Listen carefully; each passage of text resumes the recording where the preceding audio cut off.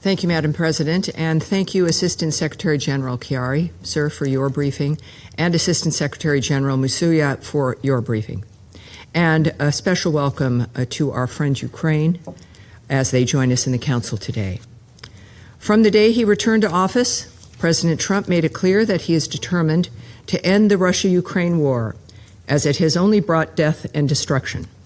The United States continues to push for a negotiated and durable end to the war to stop the bloodshed. This commitment remains a hallmark of President Trump's determination to end the monstrosity of this continued carnage. We saw negotiations produce concrete results less than 2 weeks ago when Russia and Ukraine agreed to exchange 175 prisoners and additional civilians.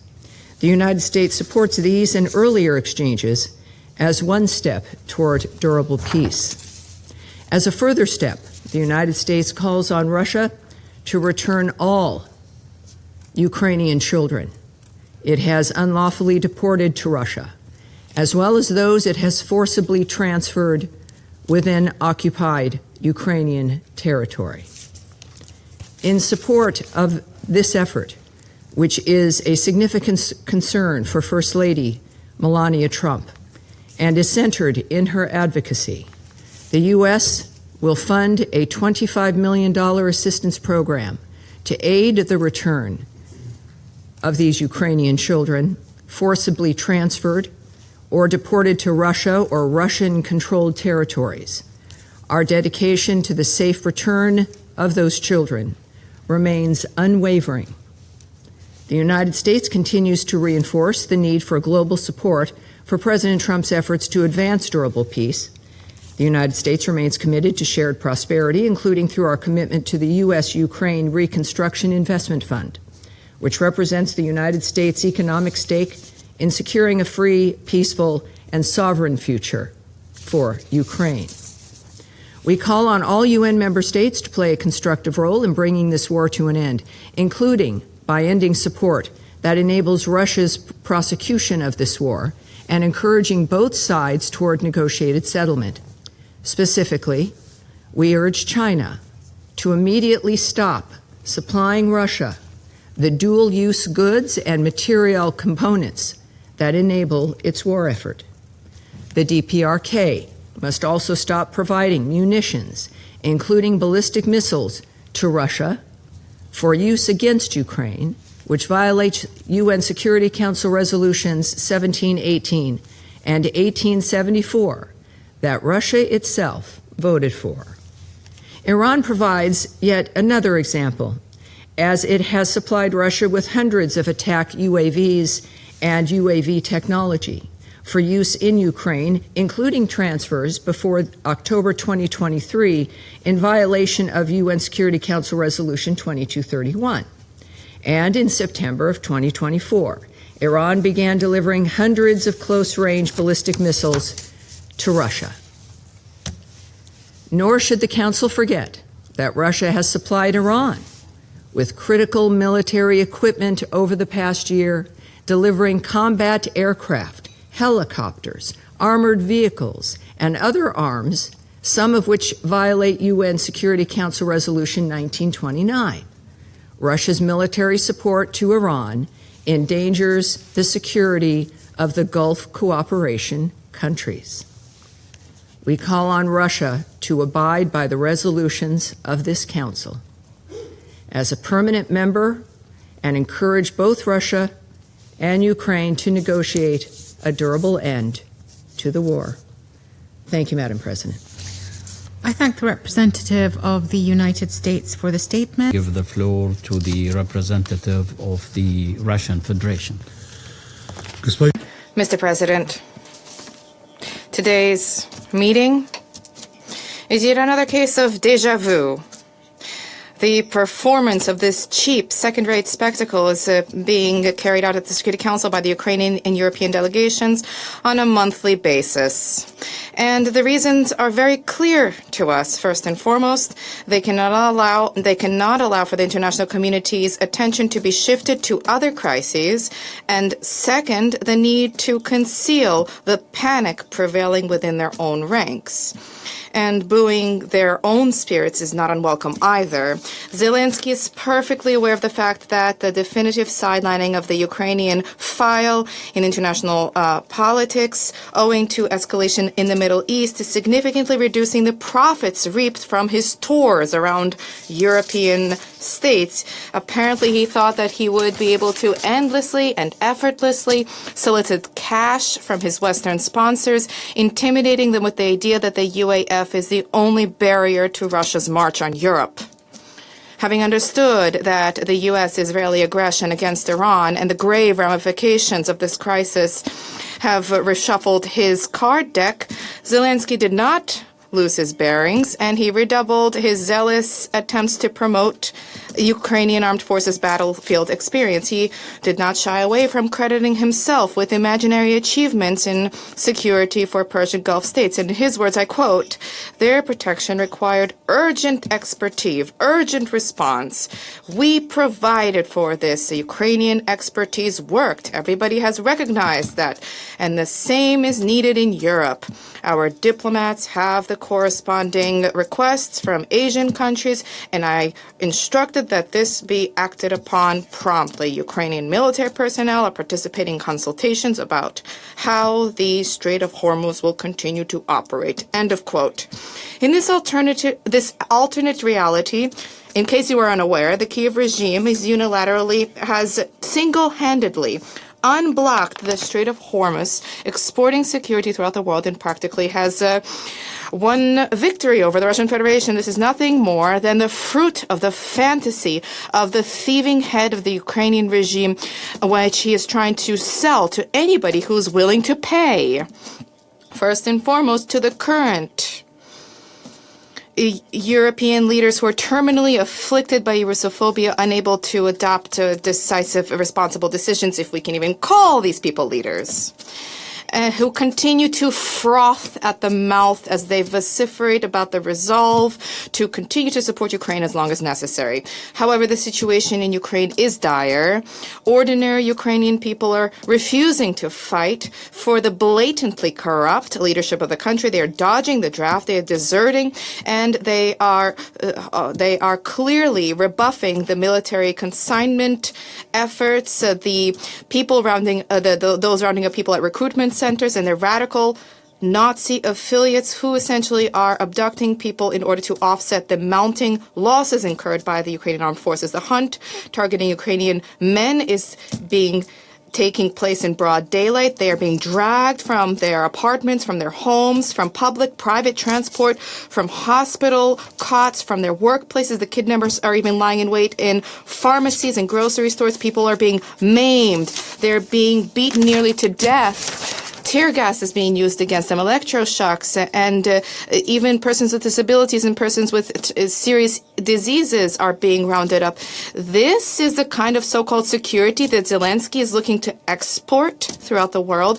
In reality, he is merely exporting mercenaries and weaponry, which are surfacing in conflict hotspots throughout the world.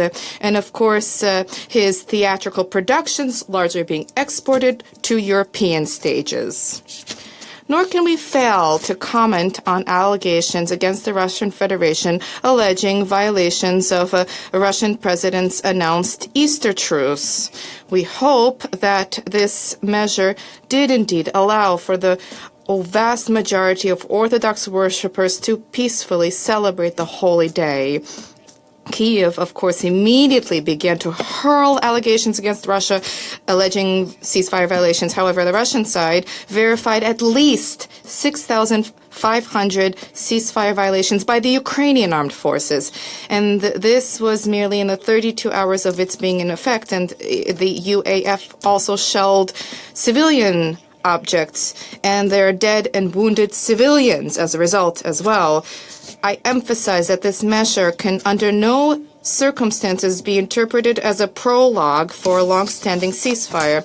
Russia advocates for achievement of a long-term, comprehensive resolution in such a manner as to eradicate all of the root causes of the conflict. There can be, and there must be no substitutions, palliatives, or misconceptions here.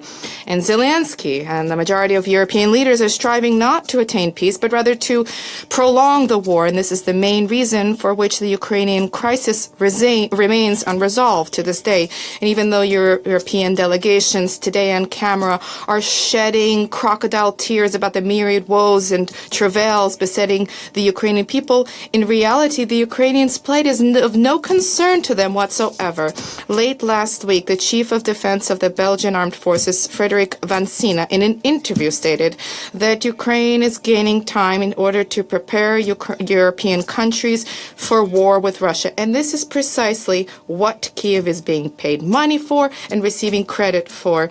Ordinary Ukrainians are expendable, and this is essentially what the Belgian general stated. However, there are fewer and fewer of them too, and it is increasingly difficult to round them up. Therefore, the Europeans are considering and studying measures to bring back refugees, first and foremost male refugees, to Ukraine. There are large-scale weapons production initiatives underway in Europe. No effort is being spared for the Kiev regime to hang on another year and a half to 2 years. But a respite would also be welcome in order to replenish their forces, and this is precisely what they mean when they talk about ceasefire. There is no sensible political force in Kiev that can counter this cannibalistic design, and the current Ukrainian leaders continue to blindly do his bidding. Not only is this guaranteeing that he stays in power, but also guarantees his personal enrichment. And yet the conclusion of this script, drafted by the collective West, will be exceedingly tragic. Thank you. I thank the representative of the Russian Federation for the statement. I give the floor to the representative of Ukraine. Mr. President, distinguished members of the Security Council, I wish to thank the Presidency of Bahrain for convening this meeting and express my gratitude to the delegates of Denmark, France, Greece, Latvia, Liberia, and the UK for supporting Ukraine's request. I further thank the distinguished briefers, Assistant Secretary General Mohammed Khaled Kiari and Assistant Secretary General Joyce Msuya for their sobering presentations and testimonies. Once again, in this chamber we have heard shocking and unbearable facts of Russia's systematic war crimes and crimes against humanity perpetrated against the civilian population in Ukraine. All this evidence, so meticulously documented by the UN mission, will, I'm convinced, become a key foundation for future judicial proceedings and the prosecution of all perpetrators of these outrageous crimes. And the moment of accountability will come much sooner than many expect. Regarding the alleged civil victims that the Russian authorities have claimed, I have to stress that these data could not be duly verified by the independent UN bodies. Ukraine does not attack civilians. Mr. President, more than 1,500 days have passed since the beginning of the Russian Federation's full-scale military invasion in Ukraine.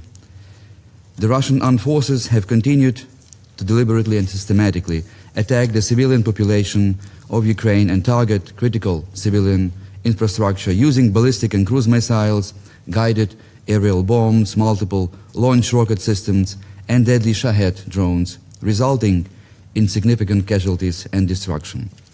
Russian drones hunt civilians like in a vicious video game. They strike ambulances, they hit emergency personnel and firefighters, they hit OCHA staff, as we just heard from the briefing of ASG Msuya.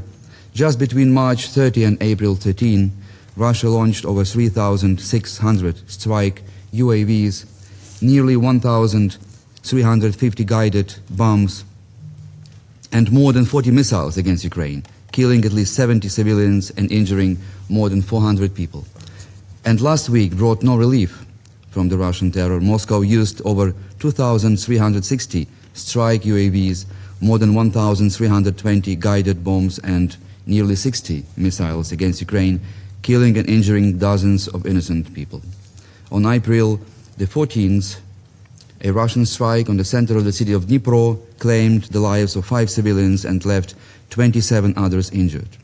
On the night of April 15, Russia carried on one of the deadliest attacks against civilians using more than 700 ballistic and cruise missiles and drones. Kyiv, Odessa, Kharkiv, Dnipro, Zaporizhia, Kherson regions came under massive attack. At least 17 civilians were killed and dozens wounded.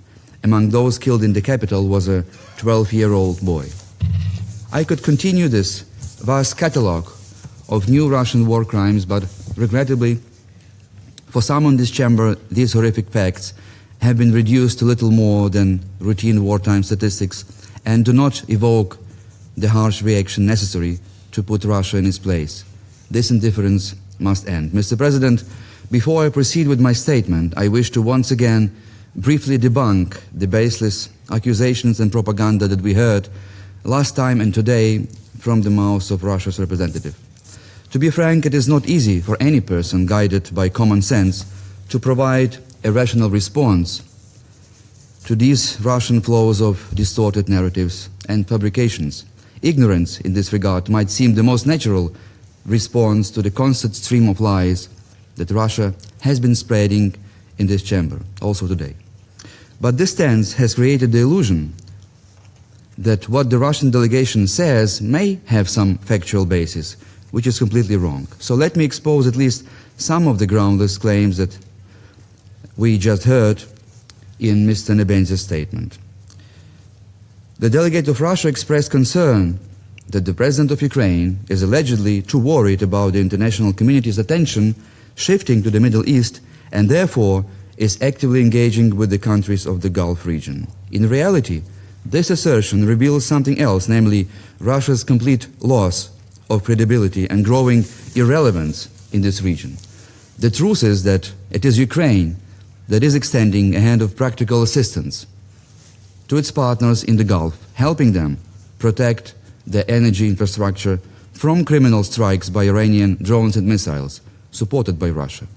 And it is Russia which is the main accomplice of the Tehran regime that has betrayed the Gulf countries, delivered them a knife in the back, and abused its veto right to block a crucial draft resolution on freedom of navigation in the Strait of Hormuz 2 weeks ago. Mr. President, the Russian delegate once again lamented today the alleged difficulties of mobilization in Ukraine, repeating a familiar repertoire of lies. Instead of spreading disinformation about the Ukrainian army aimed at driving a wedge and sowing a division in our society, perhaps Mr. Nebenzy should reflect on the alarming reality inside Russia's armed forces. Since the beginning of this year, Russia has been losing no fewer than 30 to 35,000 soldiers every single month. In fact, Russian battlefield losses have exceeded monthly recruitment plans achieved through contract enlistment. This reveals a growing structural crisis of Russia's manpower system. The Kremlin is increasingly struggling to attract volunteers for its vicious war of aggression despite unprecedented financial incentives. Russian regional authorities are engaged in an unsustainable bidding contest, offering ever higher signing bonuses that far exceed average incomes. Recruitment relies on coercion, pressure on vulnerable social groups, prisoners, migrant workers, recently naturalized citizens, and foreign mercenaries. Newly recruited personnel are sent directly into the high attrition assaults without adequate training. Given the casualty rise, which are unprecedented, recruits from whom Mr. Putin is sending into the meat grinder on Ukrainian soil face an extremely short life expectancy, measured in weeks or even in days. So before lecturing others, Russia should confront the uncomfortable truth. It is not Ukraine that faces a mobilization crisis. We fight for our homeland. It is Russia that is burning through its own population. Mr. President, in my previous statement, I presented clear evidence of why Russia is going to lose this war because of its disastrous economic situation. Today I will demonstrate why Mr. Putin will fail and be defeated from the military point of view. No army since World War I has paid such an astronomical death toll for such negligible gains as Russia. According to battlefield assessments, Russia is currently losing on average 254 soldiers for every square kilometer of Ukrainian territory it still manages to occupy. To put this into historical perspective, let me remind that during the Winter War of 1939-40, an illegal aggression that was launched by the Soviet Union against Finland, the cost of human lives per square kilometer was roughly 100 times lower. This comparison illustrates a fundamental reality of this war. Russia is achieving minimal territorial gain at an extraordinary high human price.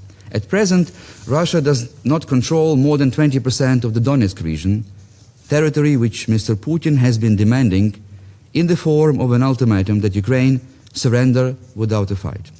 This is pure blackmail. We are speaking about 6,000 square kilometers. Russia demands Ukraine to abandon one of the most heavily fortified and logistically developed defensive lines. And we must not forget, first and foremost, that beyond these fortifications, there are cities and villages where Ukrainians live. How can we leave hundreds of thousands of these people to their fate to face barbarians bringing death and destruction? Taking into account the current staggering and appalling rate of Russian losses for every square kilometer of Ukrainian soil, the bloody arithmetic becomes even clearer. The calculation is very simple. Just multiply 6,000 by 254 dead soldiers for each square kilometer. According to this brutal logic of war, in order to seize the whole territory of Donbass, of the Donetsk region, by military means, Mr. Putin would have to send at least another 1.5 million soldiers to their deaths. This mathematics is truly mind-boggling. In practical terms, this would effectively amount to more than doubling Russia's current human losses in this war, bringing the total beyond 3 million casualties. Even for Mr. Putin, for whom the value that he attaches to the life of his own citizens appears to be worth less than a penny or a ruble, such a figure would be catastrophic. That is why the Kremlin turned to the pseudo-negotiation tactics, trying to achieve this goal through diplomatic pressure on Ukraine. But it is not going to work. If one were to apply the current rate of Russian casualties to Mr. Putin's real objective, which is occupying the entire territory of Ukraine, the conclusion becomes almost unimaginable. It would imply that Russia would have to sacrifice over 122 million soldiers to reach this goal. Let me repeat, 122 million soldiers that will have to die in order to achieve Mr. Putin's bizarre dream of conquering Ukraine. And let me remind this Council that Russia's current population is about 140 million, a population already in dramatic demographic decline. It is quite difficult, using all imagination, to describe the expected loss of more than 122 million Russian lives as a glorious victory, isn't it? Besides, as I noted, not without irony in my previous statement, given the snail's pace of Russia's military advances, this inglorious victory would take only 183 years. Well, Mr. Putin seems to be a military genius with this brilliant war strategy, doesn't he? But even he, with all his megalomania, cannot fail to understand this insane objective of capturing the whole of Ukraine is one he will never, ever be able to achieve by military means. So instead of conquering Ukraine, Mr. Putin appears more likely to destroy Russia itself. Against the backdrop of massive military losses, a collapsing economy and growing internal social turmoil, the territorial disintegration of Russia may become only a matter of time. And it is precisely for this reason that Mr. Putin is raising the stakes in this ferocious game, issuing ultimatums and addressing US mediators, demanding that Ukraine voluntarily withdraw from the Donetsk region as a precondition for any peace talks. I wish to reiterate once and for all that Ukraine rejects any type of ultimatum. We will never, ever abandon a single square millimeter of our soil, and we will never, ever abandon any of our fellow citizens. Mr. President, let me remind the Council that Russia is, at least for the time being, the largest country on the planet with 17.1 million square kilometers. So, 6,000 square kilometers of the Donetsk region that Putin wants represent just 0.03% of Russia's territory. I repeat, 0.03%. Can anyone in this chamber explain Russia's obsession with seizing yet another few square kilometers of Ukrainian land? Mr. Putin wants to convince American mediators and the broader international community that peace itself hinges on Ukraine's voluntary surrender of the Donetsk region, and that once this demand is met, Russia will at last be happy and internal peace will follow. Does anyone seriously believe this fairy tale? We don't. What is the purpose of this relentless war of conquest when only about 1% of Russia's vast territory is populated and developed, while the remaining 99% are largely neglected and at best partially exploited for natural resources extraction? Moreover, during the 26-year rule, Mr. Putin has effectively abandoned his population, many of whom still struggle with the most basic standards of sanitation. According to official data, 1/4 of Russian households do not have access to centralized sewage systems or indoor sanitation facilities. In rural areas, the situation is even more severe. In some regions, up to 2/3 of households must rely on outdoor pit latrines. Let us imagine the scale of this absurdity that we are dealing with. On the one hand, Russia demands recognition as a great superpower, claiming the right to redraw state borders by force and impose a new sphere of influence. Yet, on the other hand, around 35 million Russian citizens still rely on outside toilets. Let me repeat, 35 million Russians have no toilet at home. This is roughly the population of Malaysia, Poland, or Saudi Arabia, and comparable to the population of Texas, or almost that of California. Mr. Putin wants Russia to be seen as a respected global player, while living conditions for a huge part of Russia's population remain no better than in the early Middle Ages. This is the true paradox before us.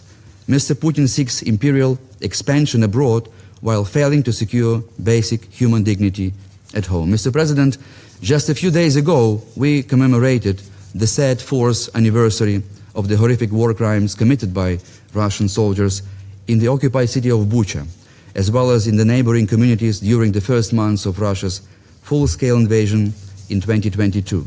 After Russian forces were driven out, more than 450 murdered civilians were found in Bucha alone, men and women executed in the streets, tortured in basements, and buried in mass graves.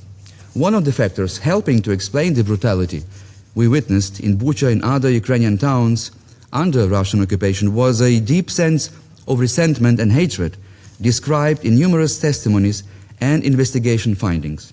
Russian soldiers, many of whom still live in medieval conditions using pit latrines, were confronted with something they had never expected to see. Ordinary Ukrainian families living with dignity in modern homes within communities that they had built with prosperity over 30 years of independence.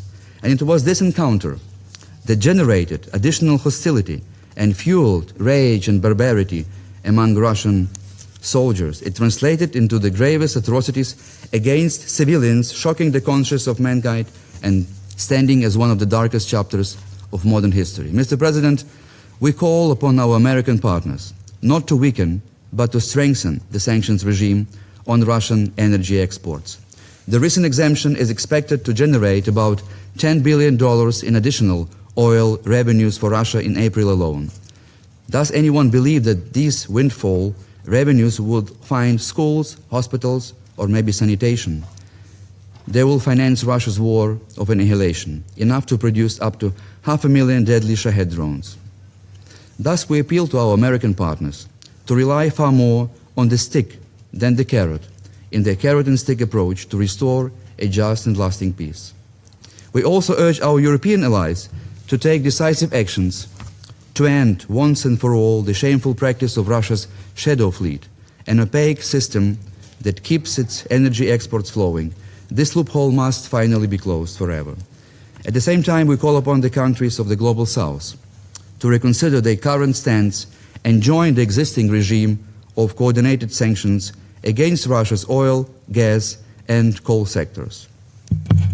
I also appeal to the Global South. If they cannot support Ukraine with defense weapons, at least they might support the humanitarian program we just heard from the briefing of ASG and Suya. Each 7 out of 8 Ukrainian in need cannot be reached because of the funding. And I would also like to address our European allies and express Ukraine's gratitude for your staunch support in resisting Russian aggression. This solidarity will go down in history. The fact that the Russian representative in every statement, also today, does not conceal his dissatisfaction with how firmly Europe stands on the side of Kiev is itself yet another testament to the exceptional nature of this alliance. Let me remind that the EU combined GDP is 11 times larger than that of Russia. At the same time, we call upon our European allies to make another historic step and take a political decision to raise military assistance to Ukraine to the level of 1% of GDP. This would send a powerful signal to Moscow that Mr. Putin has already lost this war. Mr. President, with peace negotiations frozen, de facto frozen by Russia for nearly 2 months now, we are convinced that the Security Council must provide the necessary impetus and move without delay toward the adoption of a new strong resolution. We would particularly appeal to our European friends, members of this Council, to demonstrate leadership commensurate with the seriousness of the momentum and to bring forward a respective draft resolution as soon as possible. I hope some may draw inspiration from the courageous delegation of Bahrain, which, despite strong headwinds and discouragement, showed genuine resolve and ultimately contributed to the adoption of the resolution 2817. If Mr. Putin were serious about the Easter ceasefire proposal, he would not veto a new resolution establishing an immediate and unconditional ceasefire and an exchange of prisoners of war on an all-for-all basis. This new resolution should not be yet another political statement without consequences. It must become a firm instrument of enforcement designed to compel a genuine cessation of hostilities and ensure its implementation.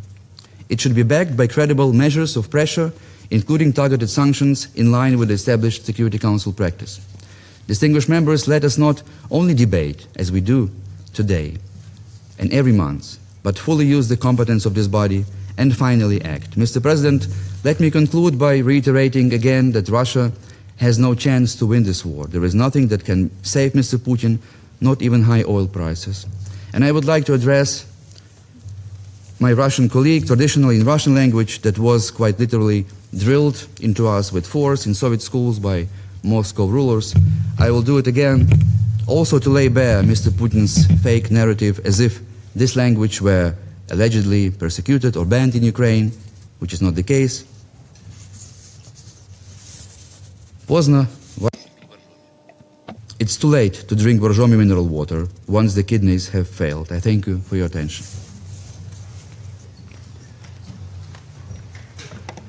I thank the representative of Ukraine for the statement. Good afternoon. The 10,140th meeting of the Security Council is called to order.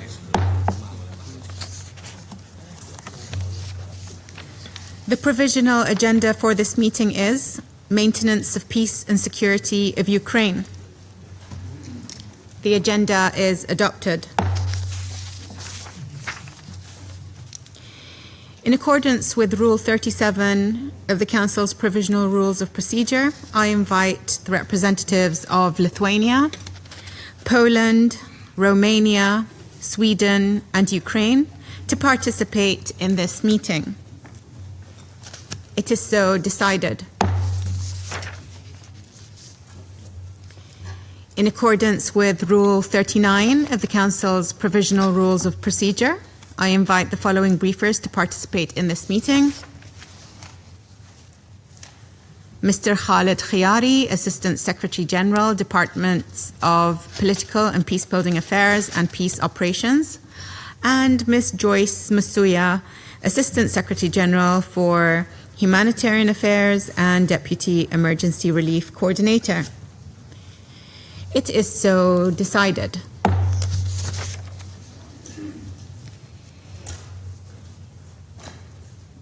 Invitation under Rule 39.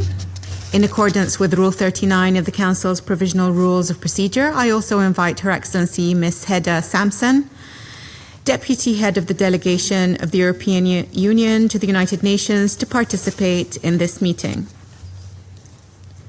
It is so decided. The Security Council will now begin its consideration of Item 2 of the agenda.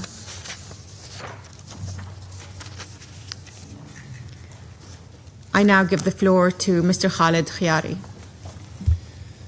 Madam President, since we last briefed this Council on developments in Ukraine, we have seen an alarming escalation of fightings, while there was no significant diplomatic progress.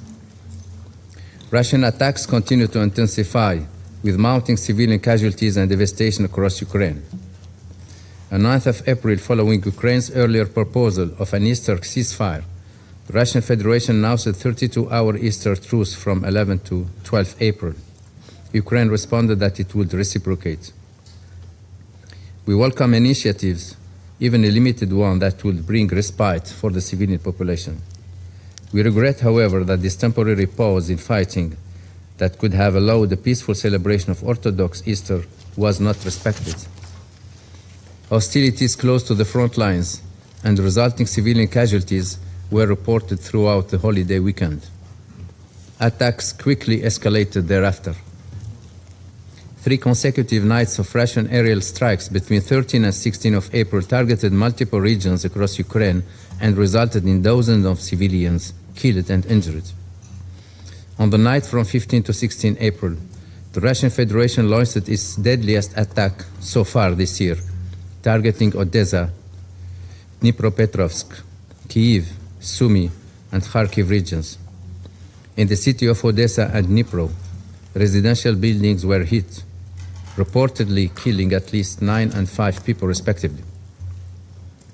In total across the country, at least 20 people, including at least 1 child, were reportedly killed and dozens more injured by this attack. Madam President, of greatest concern is the ever-increasing loss of civilian life resulting from continued attacks. Last month alone, at least 211 civilians were killed and 1,206 injured in Ukraine, according to the Office of the High Commission for Human Rights. In total, since February 2022, OCHR has verified that at least 15,578 Ukrainian civilians, including 784 children, have been killed. Another 43,352, including 2,668 children, have been injured. In the Russian Federation, local authorities, including in the Kursk, Belgorod, and Bryansk regions bordering Ukraine, have reported increasing civilian casualties. In one of the latest incidents on 16 April, a woman and a teenage girl were reportedly killed in an Ukrainian strike in Krasnodar region of the Russian Federation. Madam President, Ukraine's critical civilian infrastructure continues to be hit. Ukraine's Danube and Black Sea ports were reportedly targeted over the past month. These ports are critical to enable the export of Ukraine agricultural products at a time of increasing concern over global food insecurity. Russian attacks on Ukraine's railway infrastructure have also continued, including today. In central Lviv, UNESCO heritage sites have once again come under fire. As of March 2026, UNESCO has verified damage to a total of 519 cultural sites since the start of the war. Civilian and energy infrastructure in the Russian Federation has also reportedly been hit during this period. Attacks on civilians and civilian infrastructure are clearly prohibited under international humanitarian law. They must stop immediately, wherever they occur. Madam President, we welcome the exchange of prisoners of war that brought at home 175 service members and 7 civilians from each side on 11 April. 163 of the returned Ukrainians has reportedly been held captive since 2022. In interviews conducted by Office of High Commissioner for Human Rights, many recently released Ukrainian prisoners reported that instances of torture has decreased or ceased in 2025 and 2026. However, all of them said that they had been subject to torture or ill treatment during their captivity. We remind each side of their obligations under international humanitarian law in their treatment of prisoners of war. And we again urge the Russian Federation to grant the United Nations unimpeded access to all detainees. The latest prisoner exchange was the 72nd since the start of the war. We commend all involved in facilitating these exchanges and urge the efforts to continue for the sake of those held captive and their relatives. Madam President, we urge all involved to redouble their efforts to return all deported and forcibly transferred Ukrainian children. The United Nations is committed to supporting this critical and urgent work. As part of these efforts and the implementation of her mandate, the Special Representative of the Secretary General for Children and Armed Conflict has just concluded her first visit to Ukraine. Madam President, on Sunday, 26 April, we will mark 40 years since the devastating Chernobyl disaster, the most serious nuclear accident to ever occur, the impact of which is still felt today. This anniversary also serves as a warning of the scale of destruction we could witness in case of another incident, intended or unintended, while the war continues to endanger Ukraine's nuclear sites, especially the Zaporizhzhia nuclear power plant, the largest nuclear facility in Europe. It is imperative that all military activities near nuclear sites cease immediately. We also urge both sides to fully cooperate with the ongoing efforts by the International Atomic Energy Agency to ensure safe and secure operations of the Zaporizhzhia nuclear power plant, including its access to uninterrupted power supply. Madam President, 5 years in, the Russian Federation's full-scale invasion of Ukraine continues to test international law, drive deepening divisions, and undermine the broader rules-based multilateral order. Beyond the immediate conflict zone, the war has heightened regional tensions and insecurity, with drones reportedly sighted this month in Estonia, Latvia, Lithuania, and Finland. We must remain steadfast in our commitment to ending this war, guided by the principle and obligations set out in the United Nations Charter. Building on the efforts undertaken by the United States, it is essential that the international community maintain sustained attention and coordinated diplomatic engagement aimed at securing a full, immediate, and unconditional ceasefire. Such efforts must lay the foundations for a just and lasting peace in Ukraine, in accordance with the United Nations Charter, international law, and the relevant resolution of the United Nations. We cannot afford the risk of the conflict spiraling out of control with ever higher human costs and unpredictable consequences for us all. The United Nations stands ready to support all meaningful initiatives that can help bring an end to the suffering and advance the prospects for peace. Thank you, Madam President. I thank Mr. Khiari for his briefing. I now give the floor to Ms. Joyce Masuya. Madam President, Excellencies, building on the political and security developments outlined by my colleague, Assistant Secretary General Khiari, let me highlight the humanitarian realities we are seeing across Ukraine. Since we last briefed this Council 1 month ago, attacks have intensified and civilians continue to bear the brunt. Missile, drone, and artillery strikes have hit residential areas, public transport, energy systems, and port infrastructure. Hostilities over the weekend caused civilian casualties and damage to homes and other civilian infrastructure on both sides of the front line.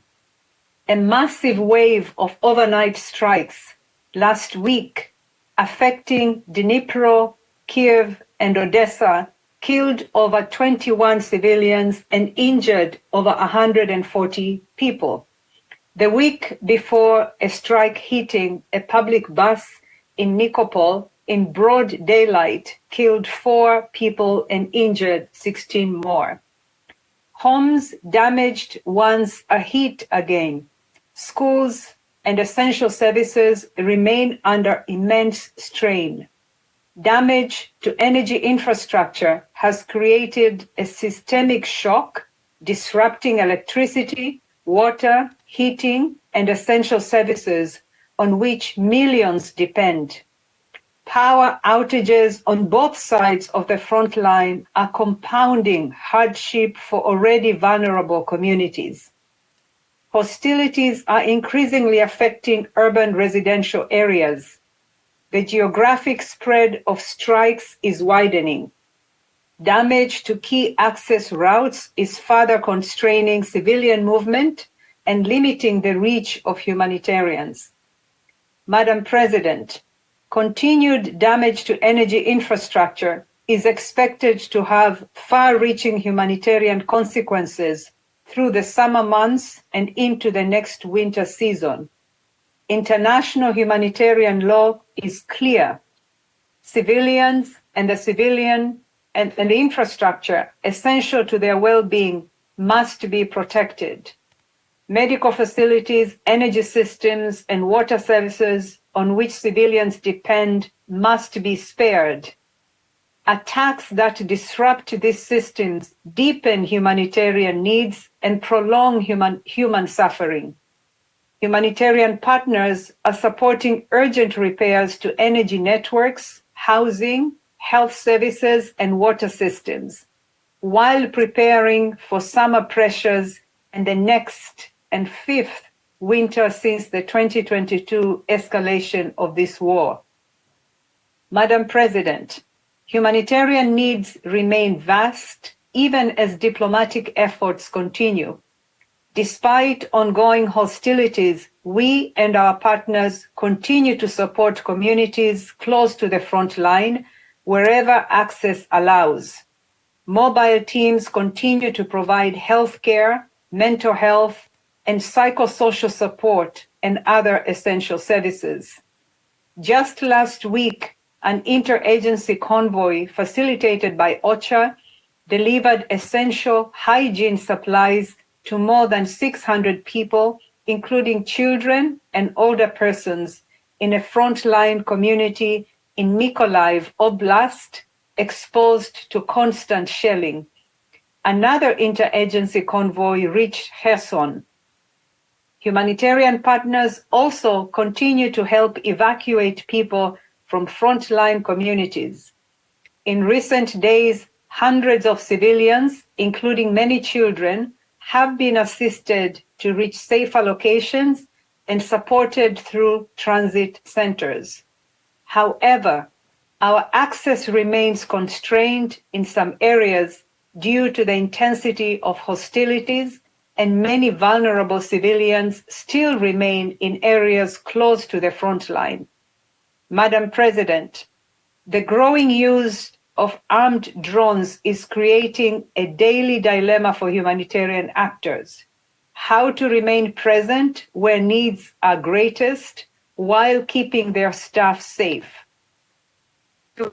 Teams regularly report drone strikes affecting their operations. Humanitarians must be protected and their work facilitated so they can provide relief to civilians in need wherever they are located in accordance with humanitarian principles. As we have repeatedly underscored before this Council, respect for the rules of war and the protection of civilians is not optional. It is a legal obligation. Madam President, the Global Humanitarian Overview, launched last December, is a snapshot in time. In Ukraine, however, needs continue to evolve and increase. Humanitarian partners are prioritizing those facing the greatest risk, but needs continue to outpace resources. Of the 10.8 million people requiring humanitarian assistance this year, millions remain beyond our reach. Nearly 3/4 of the $2.3 billion needed to assist the targeted 4.1 million people, nearly 1 in every 8 Ukrainians remain unfunded. That's almost $1.7 billion still to be funded. The regional refugee response also requires substantial funding. The paucity of funding has direct consequences for people's lives. It determines whether communities can access essential services, whether displaced families can access shelter support, whether people living close to the front line can receive life-saving assistance before conditions deteriorate further. Without early and sustained financial contributions, humanitarians are forced to scale back assistance precisely when needs are surging. Timely funding reduces vulnerability. Delayed funding increases it. Madam President, my 3 asks are not new, but they remain urgent. First, use your influence to ensure respect for international humanitarian law and accountability when it is violated. As the Interagency Standing Committee underscored last week in a joint statement on ending impunity, even wars have rules. Civilians, including humanitarian personnel and the critical infrastructure on which civilians depend, must be protected. Second, and connected to the first, ensure safe, rapid, unimpeded, and sustained humanitarian access to civilians in need across all areas of Ukraine, including those living in areas currently under the control of the Russian Federation. We must be able to reach all civilians, including and especially in areas close to the front line in need. Third, provide timely funding. Delays reduce what can be delivered and prolong hardship for civilians. For millions of people across Ukraine, the impact of the war is very real and constant. Protection, access, and timely financial contributions are a lifeline for the most affected people as efforts toward a just and lasting peace continue. Thank you. I thank Ms. Masuya for her briefing. I now give the floor to those council members who wish to make statements. I give the floor to the representative of Latvia. Thank you, Madam President. I thank ASG Harry and ASG Msuya for their briefings. Madam President, over the past month, Russia has launched some of the most vicious attacks of its barbaric war of aggression against Ukraine. During Orthodox Easter, Ukrainian civilians had only 32 hours free from terror. One night without Russia's long-range drones, missiles, and guided bombs. Predictably, yet regrettably, since then, the Russian leadership has escalated its barbaric brutality.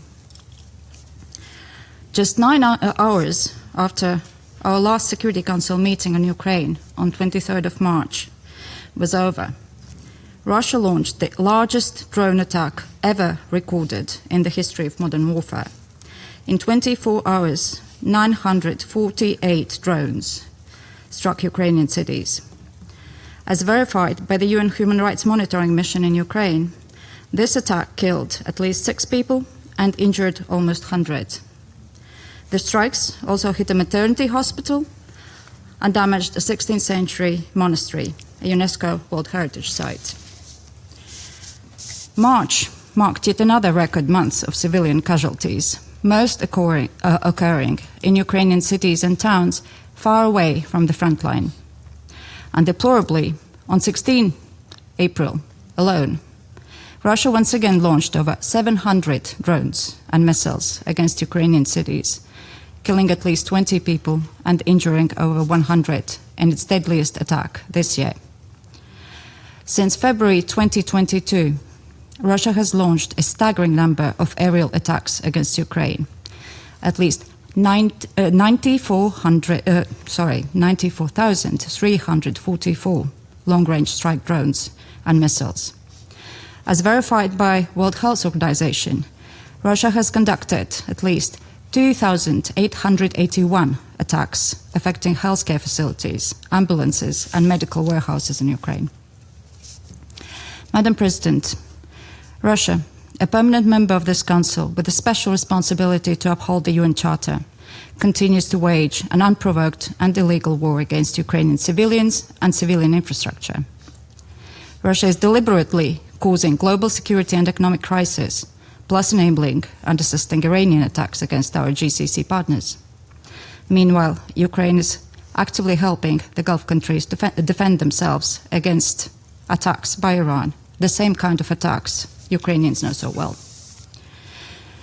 The Kremlin can try to hide the truth about the real costs and losses of this war from the Russian people by imposing internet blackouts, banning digital platforms, and repressing independent media. But Russia cannot hide the truth from the world. The world knows the imperial motives and the brutal reality of Russia's war. This is shown by the widespread support for Ukraine's General Assembly resolution on the 4th anniversary of Russia's full-scale invasion. Madam President, let Russia and its allies remember, accountability for all atrocities is not optional. It doesn't have an expiration date. And Latvia is committed to being one of the founding members of the Special Tribunal for the Crime of Aggression against Ukraine, as well as the International Claims Commission for Ukraine. 20 countries in total have already committed to joining the Special Tribunal, and we urge all countries to defend the fundamental principles of international law and demand accountability. Russia continues to deny access to the United Nations and independent monitors to the occupied territories in Ukraine and to Russia itself.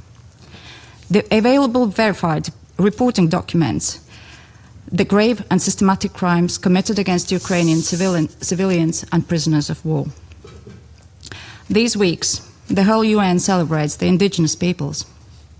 And I would like to draw attention to the Crimean Tatars, the indigenous peoples of the occupied Crimean Peninsula in Ukraine.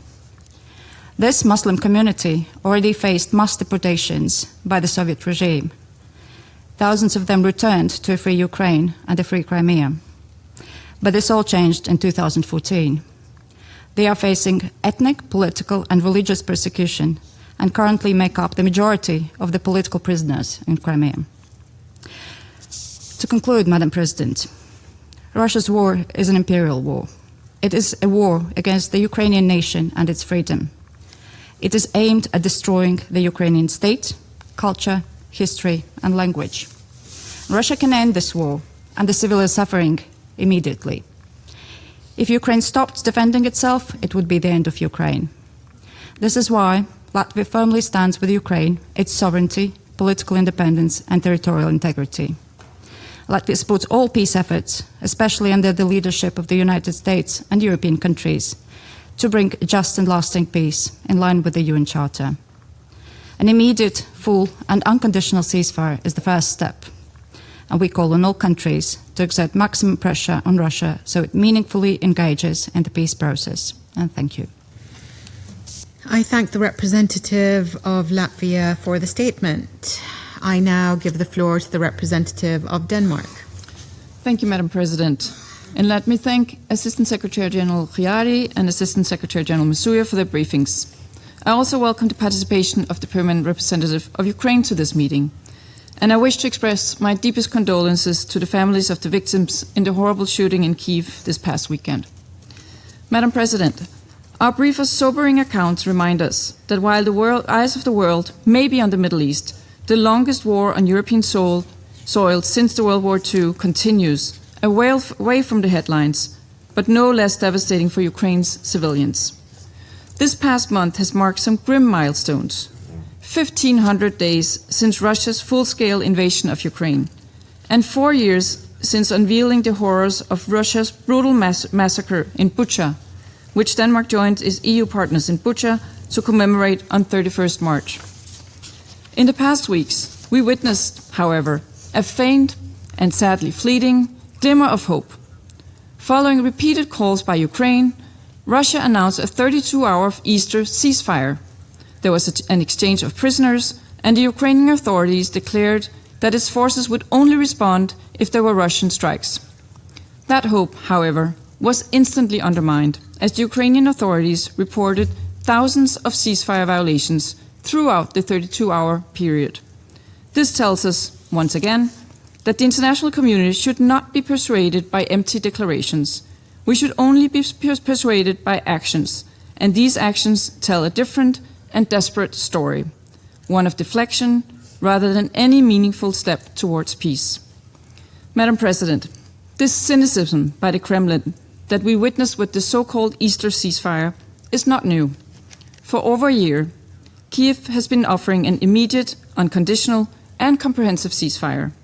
But now it's clear that this is the essential first step towards a just and lasting peace. Russia, on the other hand, has time and time again chosen escalation over good faith engagement. Over the last month, Russian strikes continued to rain down over Ukraine's cities and along the front line. The UN reports that civilian casualties increased by 49% from February to March alone. The mass drone and missile attacks last week killed at least 20 civilians and injured up to 100, revealing a new and increasingly deadly Russian tactics. Drones with jet engines and daytime attacks immediately following nighttime attacks, making the strikes on heavily populated areas even more deadly. Madam President, Russian attacks on Ukrainian civilians have been a feature of the full-scale invasion since the earliest days. Justice will come for the victims across Ukraine, those who died in mass killings, those who endured torture, sexual violence, and forced deportations. And it will come for the survivors who carried physical and mental scars every day. We will not forget them, and we will not abandon them. There must be accountability for the international crimes committed by Russia in this brutal campaign to destroy an independent Ukraine. Denmark fully supports the efforts by the International Criminal Court and the Independent International Commission of Inquiry on Ukraine, as well as the work to create a special tribunal for the crime of aggression against Ukraine and an International Claims Commission for Ukraine. Madam President, in closing, around this table, we need to be clear in calling this a war of choice. We call again on President Putin to finally end the war that he started. We do so, however, fully aware that so far there are no signs of his willingness to choose peace. We therefore also call on the international community to increase pressure to finally end the killing and destruction, to support a comprehensive, just, and lasting peace in line with the UN Charter. Anything less would be a failure of our responsibility. I thank you. I thank the representative of Denmark. I now give the floor to the representative of France. Merci, Madame la Thank you, Madam President. Madam President, I first and foremost wish to thank the Assistant Secretary General for Political Peacebuilding Affairs, Mr. Khiari, and the Assistant Secretary General for Humanitarian Affairs, Joyce Masuya, for their illuminating briefings. They serve as a reminder, yet another reminder, of the fact that as the ceasefire in the Middle East and in Lebanon have facilitated construction of peace and have been doing so, the Russian Federation, which has been for more than 4 years waging a war of aggression, has rejected the immediate, comprehensive, and unconditional ceasefire that the international community has demanded. Far from being a step towards a just and lasting peace, the ephemeral Easter of truce, which was not respected along the front lines, gave way to sustained Russian strikes targeting all of Ukrainian soil. Last Wednesday night, nearly 650 drones and 44 Russian missiles struck the country, killing more than 20 people, wounding more than 100 people. The Ukrainian president nevertheless proposed pursuit of the ceasefire beyond the Orthodox Easter holiday, and yet, once again, as is always the case, the Russian Federation obstinately sought to continue to sustain its war of aggression and to continue to wage it. Instead of facilitating de-escalation, Russia called for civilian infrastructure not to be targeted at the General Assembly on 16 April during its explanation of the veto. And yet, when it comes to civilian infrastructure, Ukraine proposed a moratorium for Russia regarding attacks targeting civilian infrastructure. We see the Russian response to this proposal on the ground, international humanitarian law, and the principles thereof, particularly those of distinction, precaution, and proportionality, must be applied under all circumstances. Instead of engaging in efforts towards a de-escalation, Russia continues its maneuvers of seeking to reverse responsibility, and it voices concern about the enhancement of European defense efforts. On the 15th of April last, the Russian foreign minister cautioned against what he called, and I quote, the danger of militarization of the European Union. On that same day, the Russian defense minister sought to intimidate the Europeans by threatening their industrial operations and defense technologies. All parties are aware of the realities of efforts and the efforts of each party related to defense. This rhetoric has neither curtailed our staunch support for Ukraine's legitimate resistance, which I applaud, nor has it diminished our determination to contribute to strategic European autonomy. We will continue to deliver assistance to Ukraine both bilaterally and through the European framework, which remains more unified than ever before. Path towards peace exists, and it is incumbent upon the membership of the Security Council to help those who seek to embark upon them to do so. When it comes to the ceasefire, we call upon Russia to join the broad international consensus which brings together the Secretary General of the United Nations and the overwhelming majority of member states from all continents to finally apply an immediate, full, unconditional ceasefire. The resolution adopted in 24 last by the General Assembly by a broad majority calls for this categorically, and it is incumbent upon all members of the Security Council to pool efforts and to join them with those of the Secretary General as for negotiations under the aegis of the United Nations, which we will continue to support in principle. It is time for the Russian Federation to engage, not through gesticulations or false steps, but through tangible commitment. France intends to contribute to constructing peace in Europe through dialogue in good faith, alongside partners within the coalition of the willing, and seeking in guaranteeing peace. We will continue to work assiduously to that end. Thank you. I thank the representative of France for the statement. I now give the floor to the representative of Greece. Thank you, Madam President. I would like to start by thanking Assistant Secretary General Kari and Assistant Secretary General Moussouya for their comprehensive and insightful remarks. I also welcome the presence of Ukraine in this meeting. Madam President, Greece, along with the overwhelming majority of the UN membership, has repeatedly called on Russia to put an end to its war of aggression against Ukraine. In full respect of international law, including the UN Charter, international humanitarian and human rights law, it is regrettable that these calls have been ignored by Russia. Official UN numbers have once more dimmed our hope for peace. As we have just heard by our briefers, casualties in Ukraine keep increasing. March was the deadliest month for civilians since last July, and casualties in the first quarter rose by 20% compared with last year, which had already registered more casualties than in the year before. And once more, casualties among children number in the dozens. March also marked the record high in the use of aerial weapons against Ukraine, which constitutes the primary cause of civilian casualties. Even worse, the outlook for this month is also bleak, with dozens of civilians dead and hundreds injured. Time and time again, we have condemned in the strongest terms the deliberate targeting of civilians and civilian and critical infrastructure as a serious violation of international humanitarian law. We reiterate the same point today. Thousands of Ukrainians have left their homes also this year, as their lives are upended by war.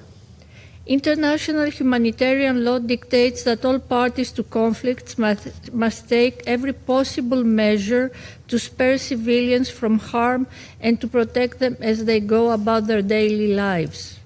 We also call on Russia to end violations of international humanitarian rights law and international humanitarian law regarding forcible transfers and deportation in the temporarily occupied territories of Ukraine, as verified in the latest OHCHR report.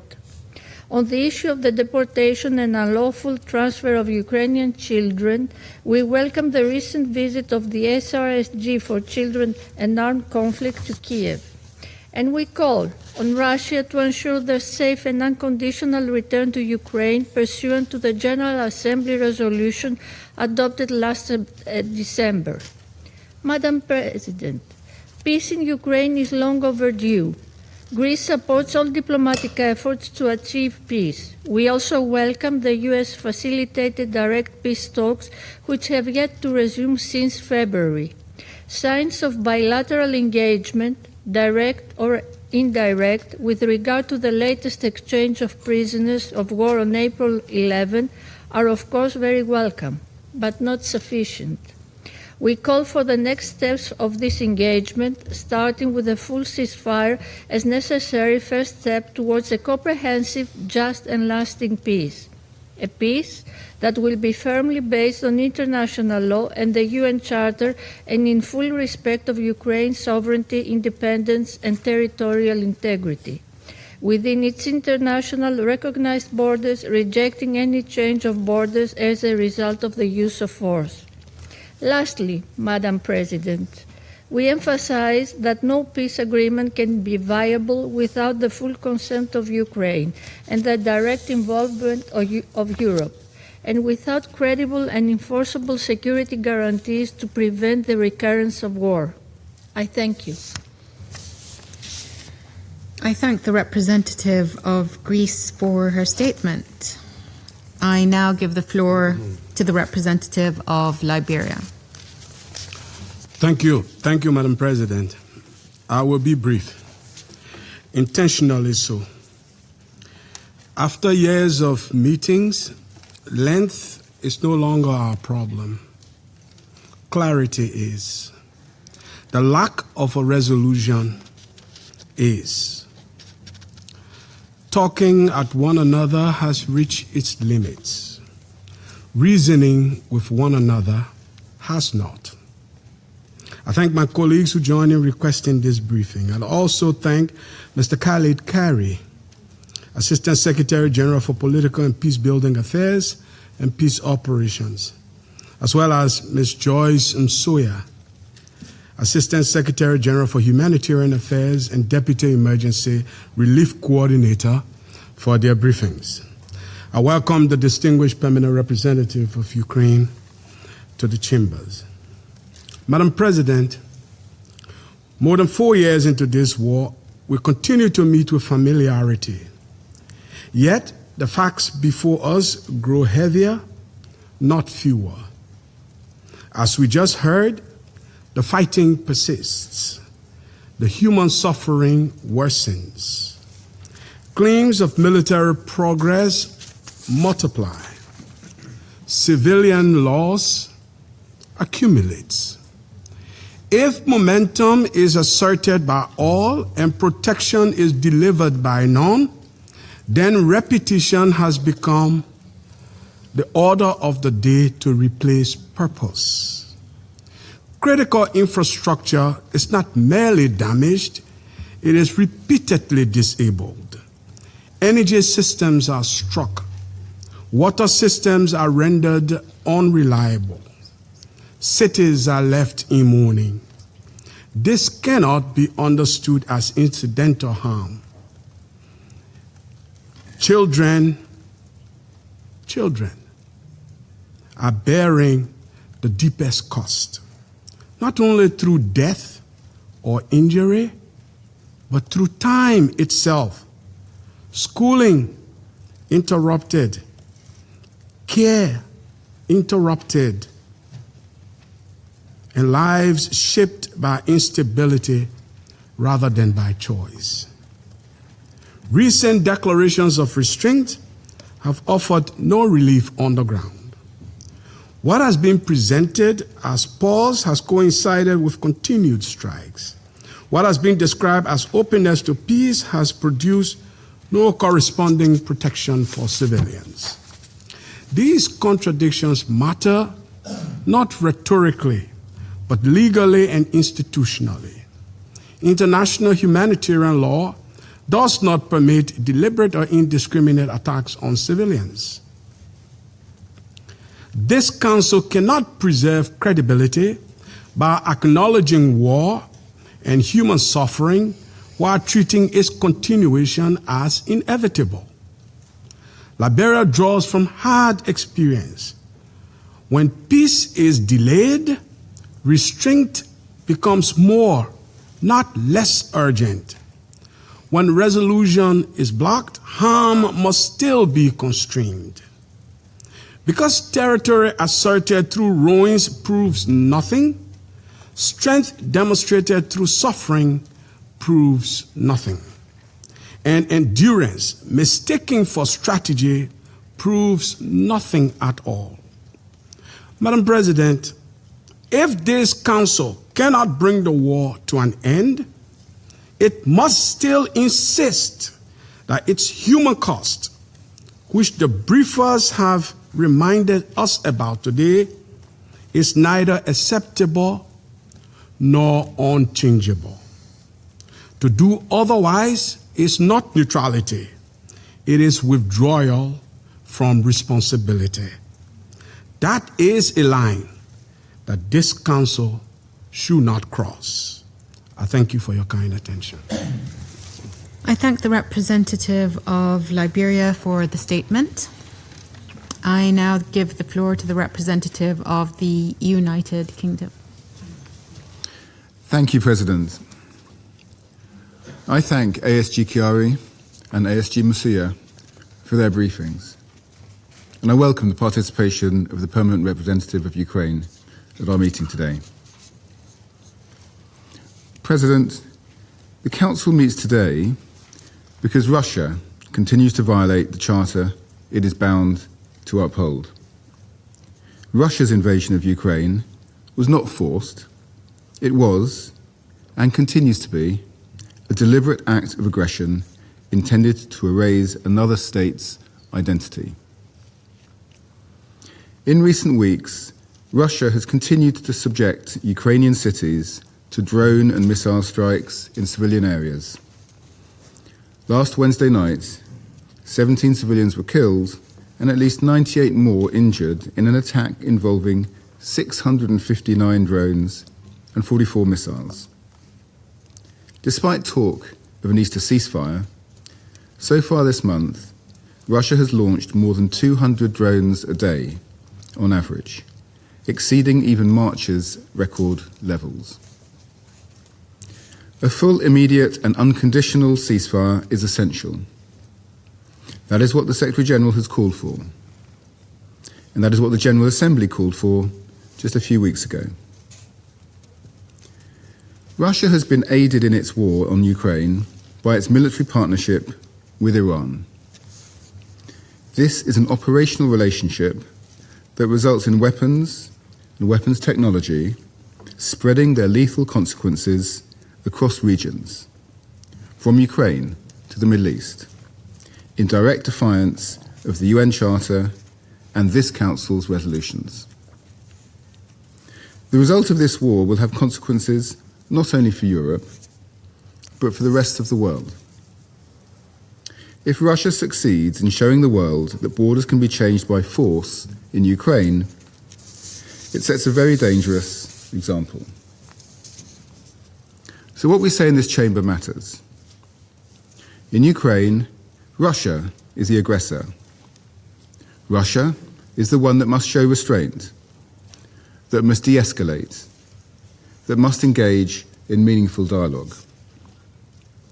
How we engage as a council will shape not only the outcome in Ukraine, but the rules that govern our collective security. And I thank you. I thank the representative of the United Kingdom for the statement.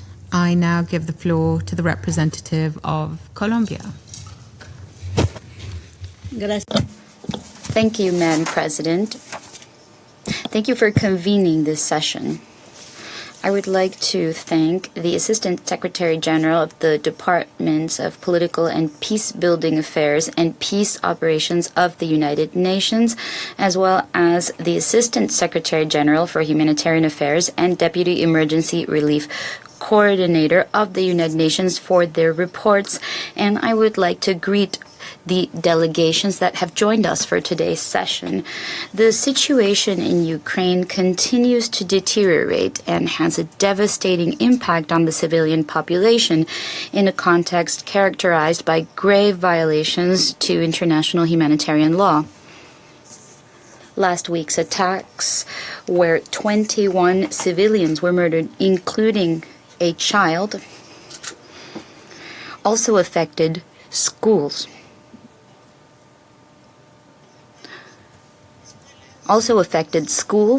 Residential buildings, and civilian infrastructure in cities such as Odessa, Kherson, Dnipro, and Kiev. They are clear examples of these violations. We would like to express our most sincere condolences to the victims and their families.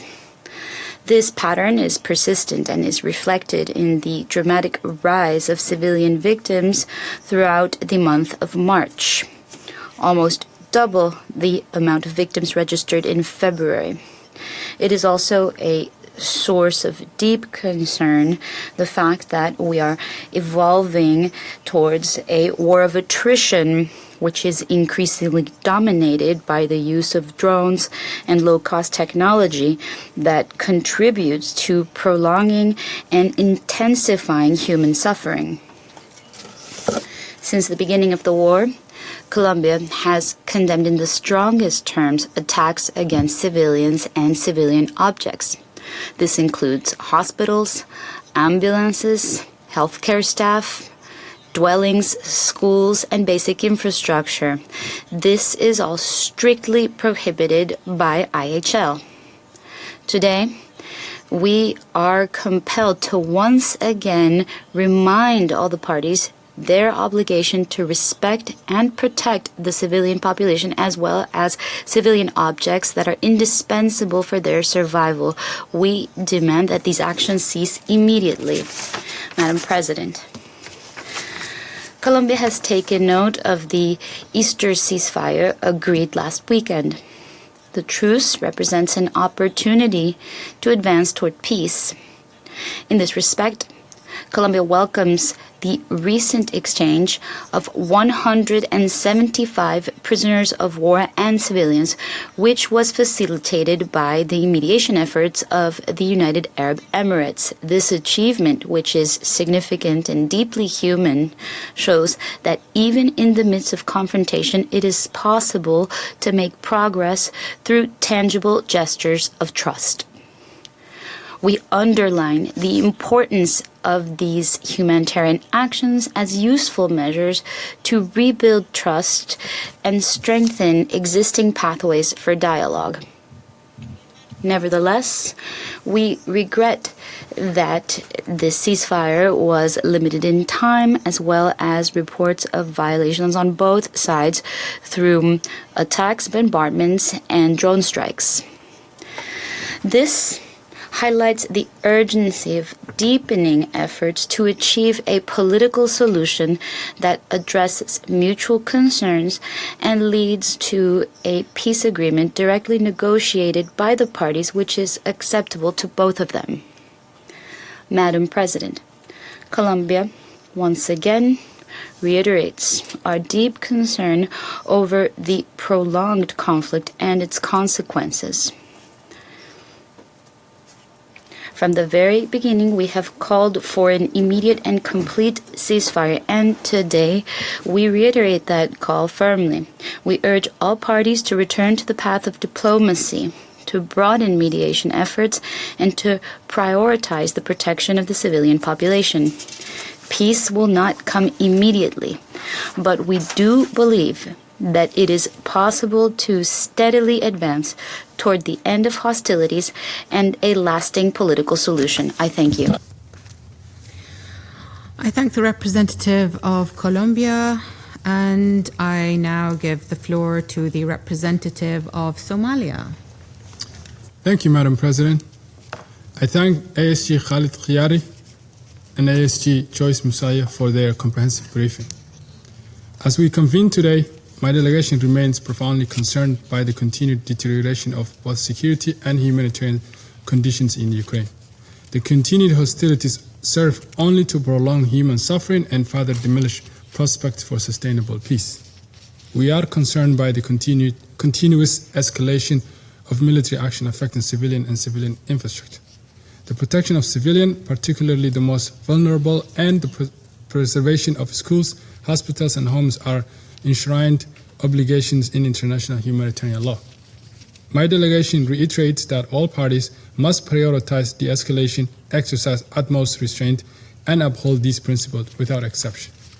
Madam President, in this spirit, we welcome the continued exchange of prisoners of war, including the recent repatriation of 175 individuals.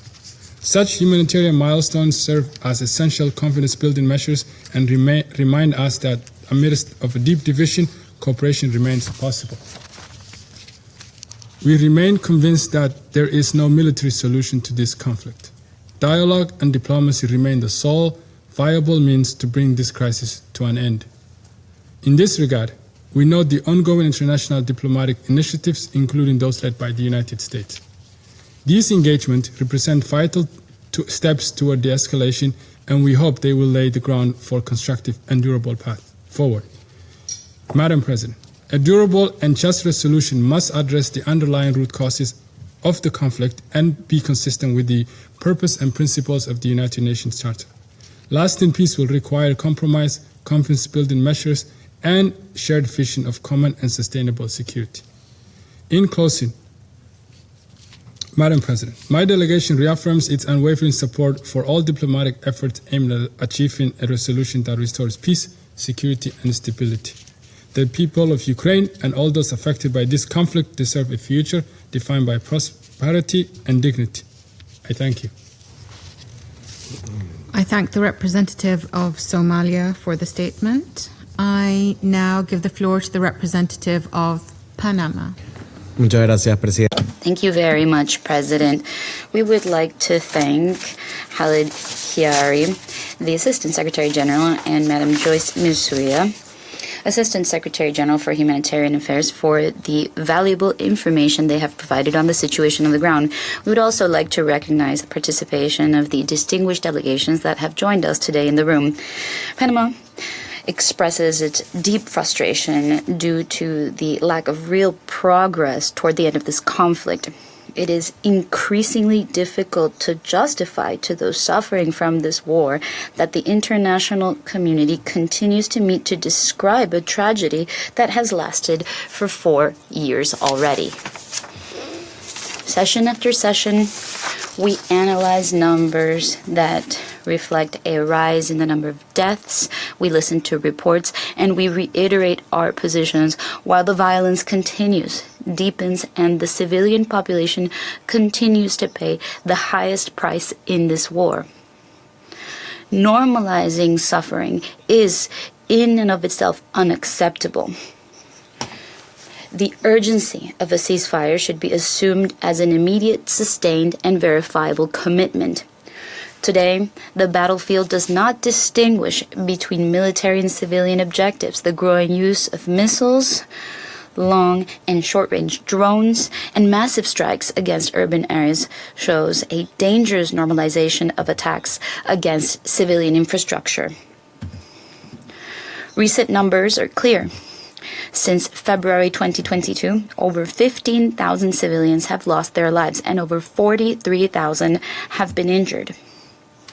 In just the first few months of 2026, the violence has increased 20% with respect to the previous year. Panama reiterates its condemnation of all violations of international humanitarian law and human rights.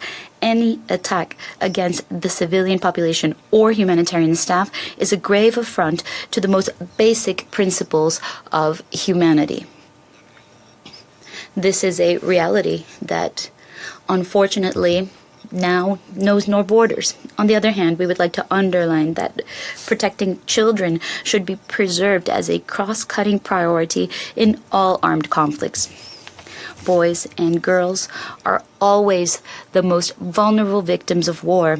They suffer from forced displacement, an interruption in their education, family separations, impacts on their physical and mental health, and grave risks of violence, exploitation, and recruitment. Integrating the protection of children in our diplomatic, humanitarian, and political efforts for peace is not merely a legal obligation, but an indispensable investment for the future stability of societies affected by this conflict. No peace process can be considered sustainable if children are not at the center of its priorities. President, we must redouble our efforts to ensure that this conflict does not become an indefinite exercise in attrition where inertia substitutes political will, real political will, and where human suffering is subordinate to geopolitical calculus. Panama reiterates its unequivocal call. The time has come to go from words to action, and it is necessary to move forward in a constant dialogue based on the respect for sovereignty and the territorial integrity of states. Thank you. I thank the representative of Panama for the statement. I now give the floor to the representative of Pakistan. Thank you, Madam President. I thank ASG Khalid Khiari and ASG Joyce Masuya for their briefings. The conflict in Ukraine, now into its fifth year, remains a source of consternation for the international community. We remain deeply perturbed by the continuation of hostilities, adding to the misery of those affected by this conflict, and further worsening the already dire humanitarian situation. As we have repeatedly said, such actions not only perpetuate the conflict, but also undermine trust and the ongoing efforts for peace. Protecting civilians and civilian infrastructure is a fundamental obligation and the foundation of the principles of international humanitarian law, which must be upheld fully by all parties. We take positive note of the announcement of an Easter ceasefire by both Russia and Ukraine. We also commend the two sides for the recent exchange of prisoners of war, duly facilitated by the UAE. We view these steps as enablers to create conditions necessary for achieving lasting peace. We encourage both sides to continue to build on this momentum to advance the cause of peace. President, from the outset, Pakistan's position on the Ukraine conflict has been anchored in an unwavering conviction, the supremacy of dialogue as the only viable path for lasting peace. Now, more than ever before, the overwhelming global opinion is on the side of ending this conflict through peaceful means.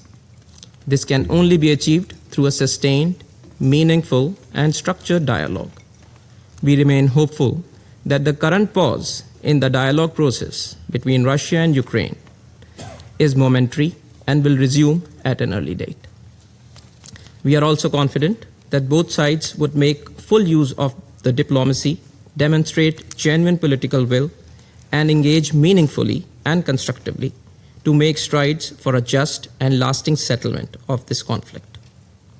That is mutually acceptable to all sides, corresponds to the legitimate security interests of the parties, is in line with the UN Charter, international law, and the relevant multilateral agreements.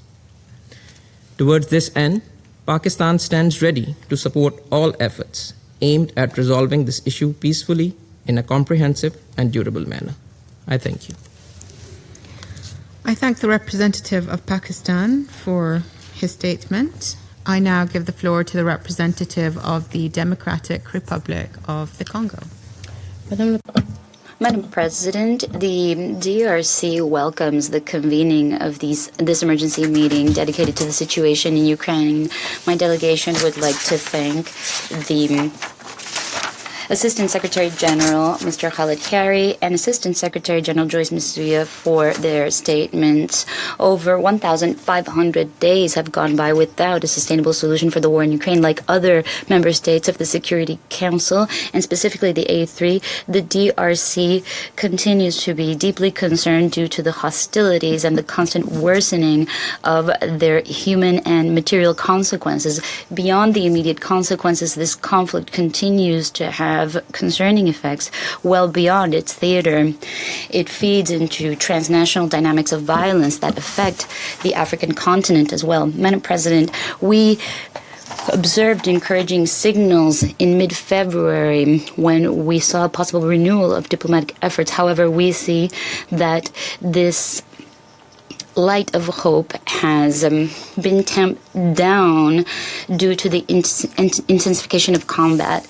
The information referred to the Council is unequivocal. We see that the perspectives for de-escalation are farther and farther away from us due to the multiplication of strikes and the rise in the number of civilian victims. Madam President, given this reality, it's imperative to recall that these hostilities imply responsibilities for all the parties. Each attack, each counterattack, each additional escalation contributes to a human toll that is already tragic and anchors this conflict in a logic of destruction that every day makes the return to a peaceful coexistence between two nations that are sisters something that is even farther away.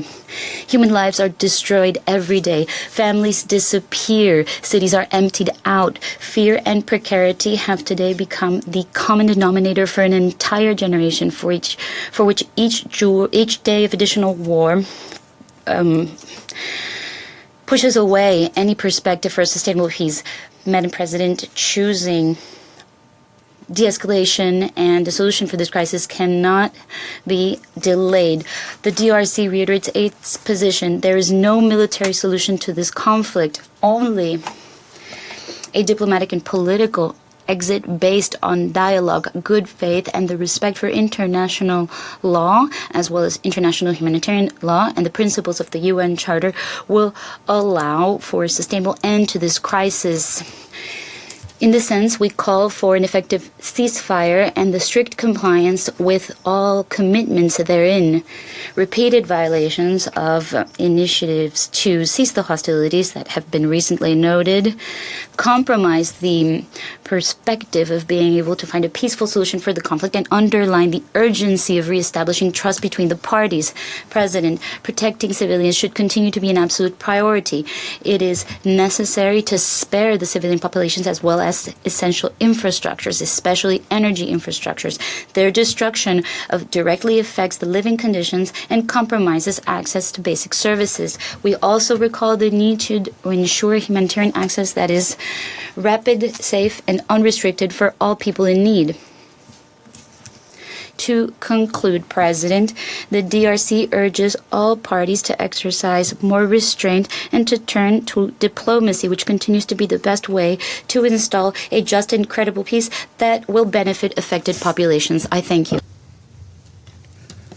I thank the representative of Democratic Republic of the Congo. I give the floor to the representative of China.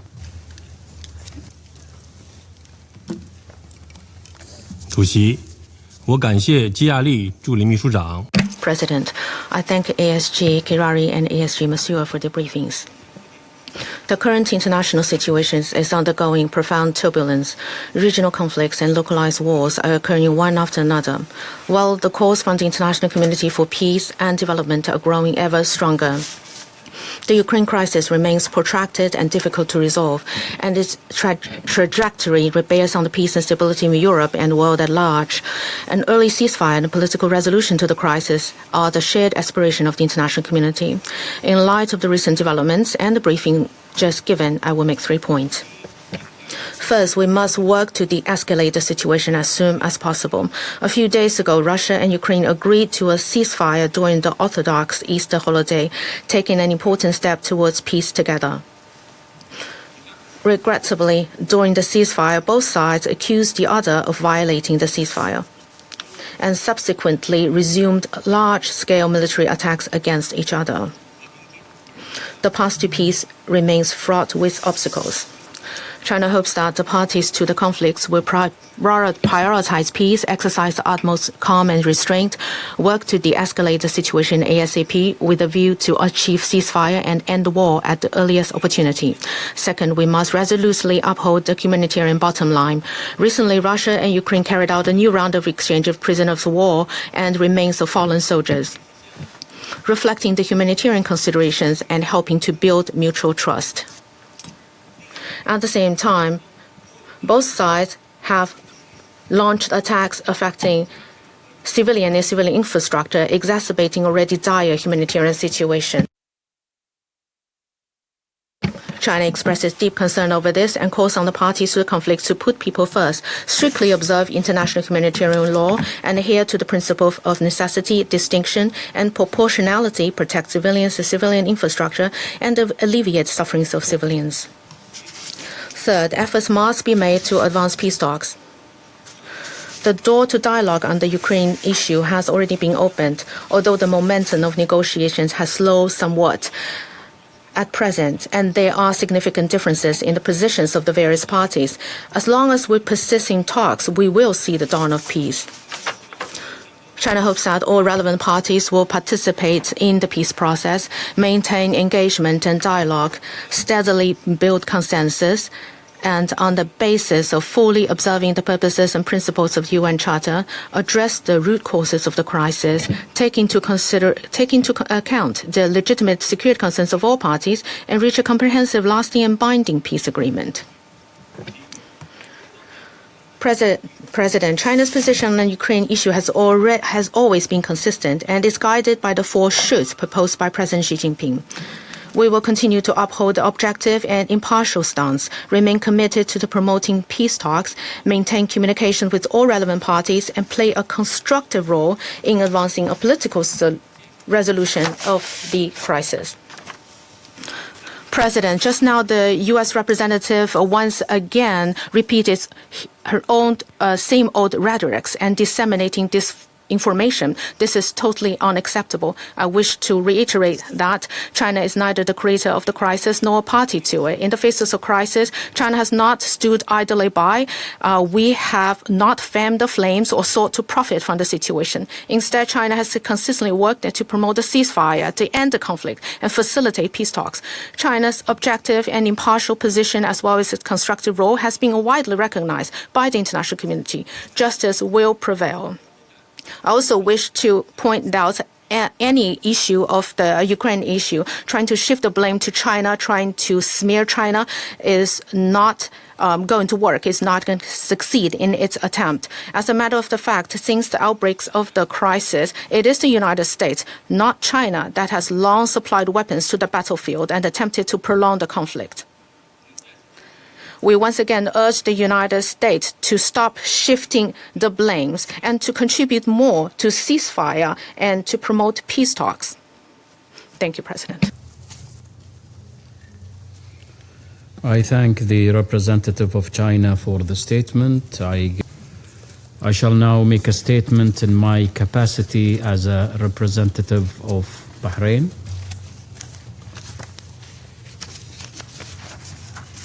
بداية أرحب بسعادة. At the outset, I welcome His Excellency Khalid Khiyari, Assistant Secretary General for the Middle East and Asia and the Pacific, and Ms. Joyce Msuya, Assistant Secretary General for Humanitarian Affairs, and Deputy Emergency Relief Coordinator. And I thank them both for their valuable briefings to the Council today. Excellencies, the widespread suffering resulting from the ongoing conflict in Ukraine continues unabated, casting a heavy shadow over civilians and infrastructure. In March, there was a concerning surge in civilian casualties, a 49% increase compared to the previous month. In this regard, I wish to highlight the following points. 1. On the protection of civilians. The Kingdom of Bahrain emphasizes the critical importance of ensuring full protection of civilians and exercising constant care to spare them from military operations, ensuring that civilian facilities and infrastructure are not made targets of attacks. We also reiterate our firm commitment to upholding international law, including international humanitarian law and the United Nations Charter. 2. On the security aspect, we regret the alarming use of drones in conflicts, a trend that saw a 70% increase in March 2026 compared to March 2025, as these drones inflict severe damage upon civilian and vital infrastructure and pose a direct threat to civilian lives. We have witnessed the impact of attacks on critical infrastructure in various regions in the world, including the Gulf, where the Islamic Republic of Iran continuously targeted critical infrastructure and civilian sites. This constitutes a grave and unlawful threat to the safety of civilians, as well as to regional and international energy and food supplies, in blatant disregard of Iran's obligations under international humanitarian law, Security Council Resolution 2817, and Human Rights Council 61/1. We warn against the use of drones, which may fall into the hands of non-state actors, thereby exacerbating instability and posing a long-term threat to international peace and security. 3. On the diplomatic front, we commend the efforts of all countries and states striving to mediate in order to achieve the peace, security, and stability that demand our immediate attention and action. These efforts aim to avert an escalation of crises by seeking diplomatic solutions through dialogue and negotiation. We hope to see positive progress in the negotiations between Russia and Ukraine. In this context, we commend the United States of America, the Kingdom of Saudi Arabia, the United Arab Emirates, and the State of Qatar for their role in facilitating various mediation efforts. These initiatives bridge the gap between the two sides by resolving differences and settling disputes through peaceful means, thereby enabling the international community to move closer to a long-awaited solution that fosters stability in Europe and upholds international peace and security through the proposal of realistic and sustainable solutions. In conclusion, we stress the need for a political and lasting settlement to end the Russian-Ukrainian war and alleviate its humanitarian repercussions in line with the principles of international law, the United Nations Charter, and Security Council Resolution 2774. Thank you so much.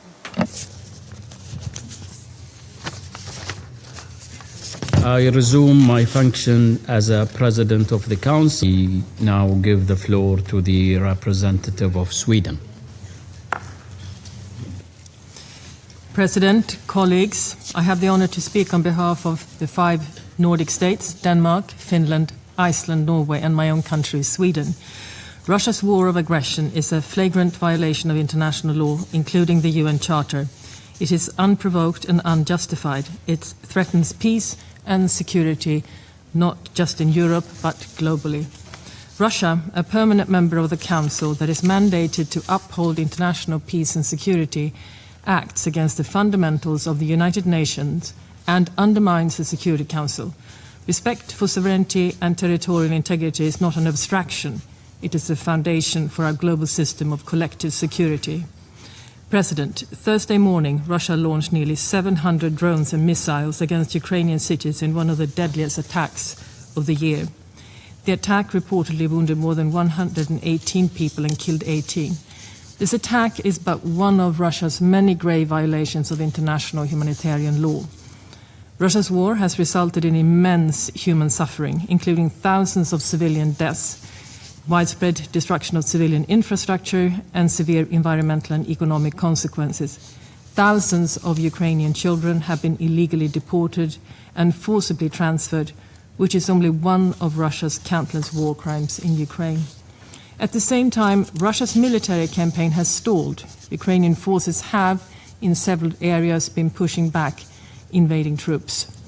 Russia has suffered staggering losses in personnel and military material. As Russia fails to meet its objectives on the battlefield, it increasingly seeks to break Ukraine's resilience, not least through systematic targeting of civilian energy infrastructure during the harsh winter months. These efforts have failed. Russia's war of aggression is not merely an assault on a sovereign state, it's an attempt at systematic dismantling of the conditions for civilian life in Ukraine.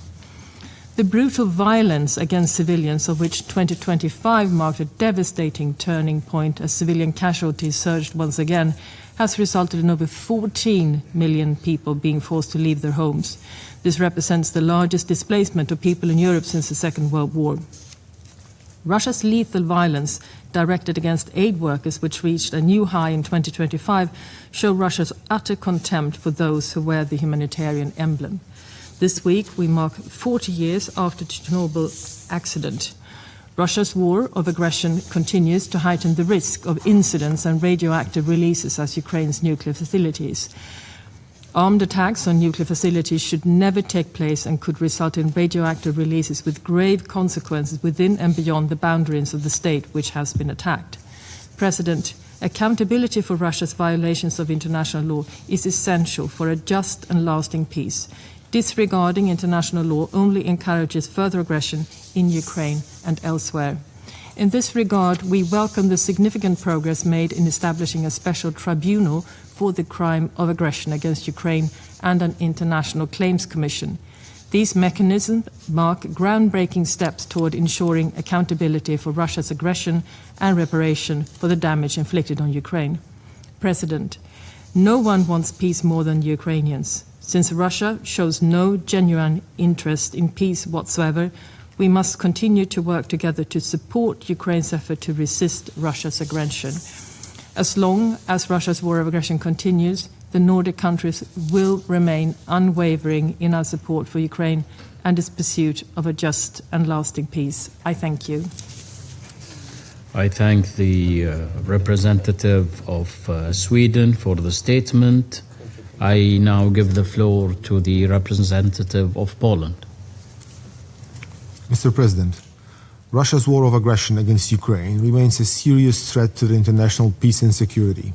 Therefore, I want to thank Bahrain for convening this meeting and the briefers for their presentations. Poland aligns itself with the statement to be delivered on behalf of the European Union and its member states.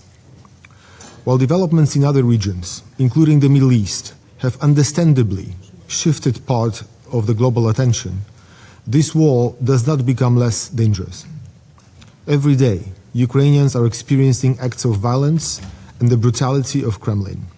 Air raids, bombing, shelling, and destruction of critical and civilian infrastructure remain part of daily reality in one of the largest European countries. Mr. President, Ukraine has demonstrated resilience and a clear readiness to pursue diplomatic solutions. However, Russia continues to show no genuine willingness to engage in meaningful and good faith negotiations. Russia is not seeking peace, it is buying time, over and over again. This points to the need of not reducing, but rather intensifying international engagement. Calling for diplomatic solution is yet not sufficient. The international community's role is also to act in a manner that will persuade Russia to engage in genuine negotiations. The way to change Russia's calculations is to sustain and strengthen economic pressure, including measures targeting Russia's shadow fleet and energy revenues. Pressure is not an escalation. It is the path to creating conditions for a just and lasting peace. The way this war concludes is of the utmost importance for upholding the rules enshrined in the UN Charter. Mr. President, Poland remains a staunch supporter of Ukraine. We do not see it as a charity. It is an investment in global security. In this context, both of our countries will co-host the Ukraine Recovery Conference in the city of Gdańsk in June, bringing together governments, international organizations, and the private sector to coordinate long-term support for Ukraine's reconstruction and recovery. We call on all partners to continue and increase support for Ukraine. Its brave women, men, and children are resisting the aggressor and living under constant threat. They need our understanding, our attention, and our solidarity. I would like to express our appreciation to Vanessa Fraser, SRSG for Children in Armed Conflict, for her steadfast efforts to protect children affected by the war in Ukraine. And in that context, following the presentation by the representative of the US, I would like to applaud the initiative by US administration, including by the First Lady of the US, regarding the fate of Ukrainian forcibly displaced children. To conclude, Mr. President, let me reiterate, only a combination of a strong international support for Ukraine and sustained pressure on Russia will bring about a comprehensive, just, and lasting peace. I thank you. I thank the representative of Poland for the statement. I give the floor to the representative of Romania. Thank you, Mr. President. I would like to thank Bahrain for convening this meeting to discuss Russia's war of aggression against Ukraine, which requires continued attention as it evolves already now into its fifth year. And this is very timely, this conversation. Patterns seen in the aggression against Ukraine, such as obstructing the freedom of navigation or the deliberate targeting of civilian infrastructure, were now replicated against the Gulf states.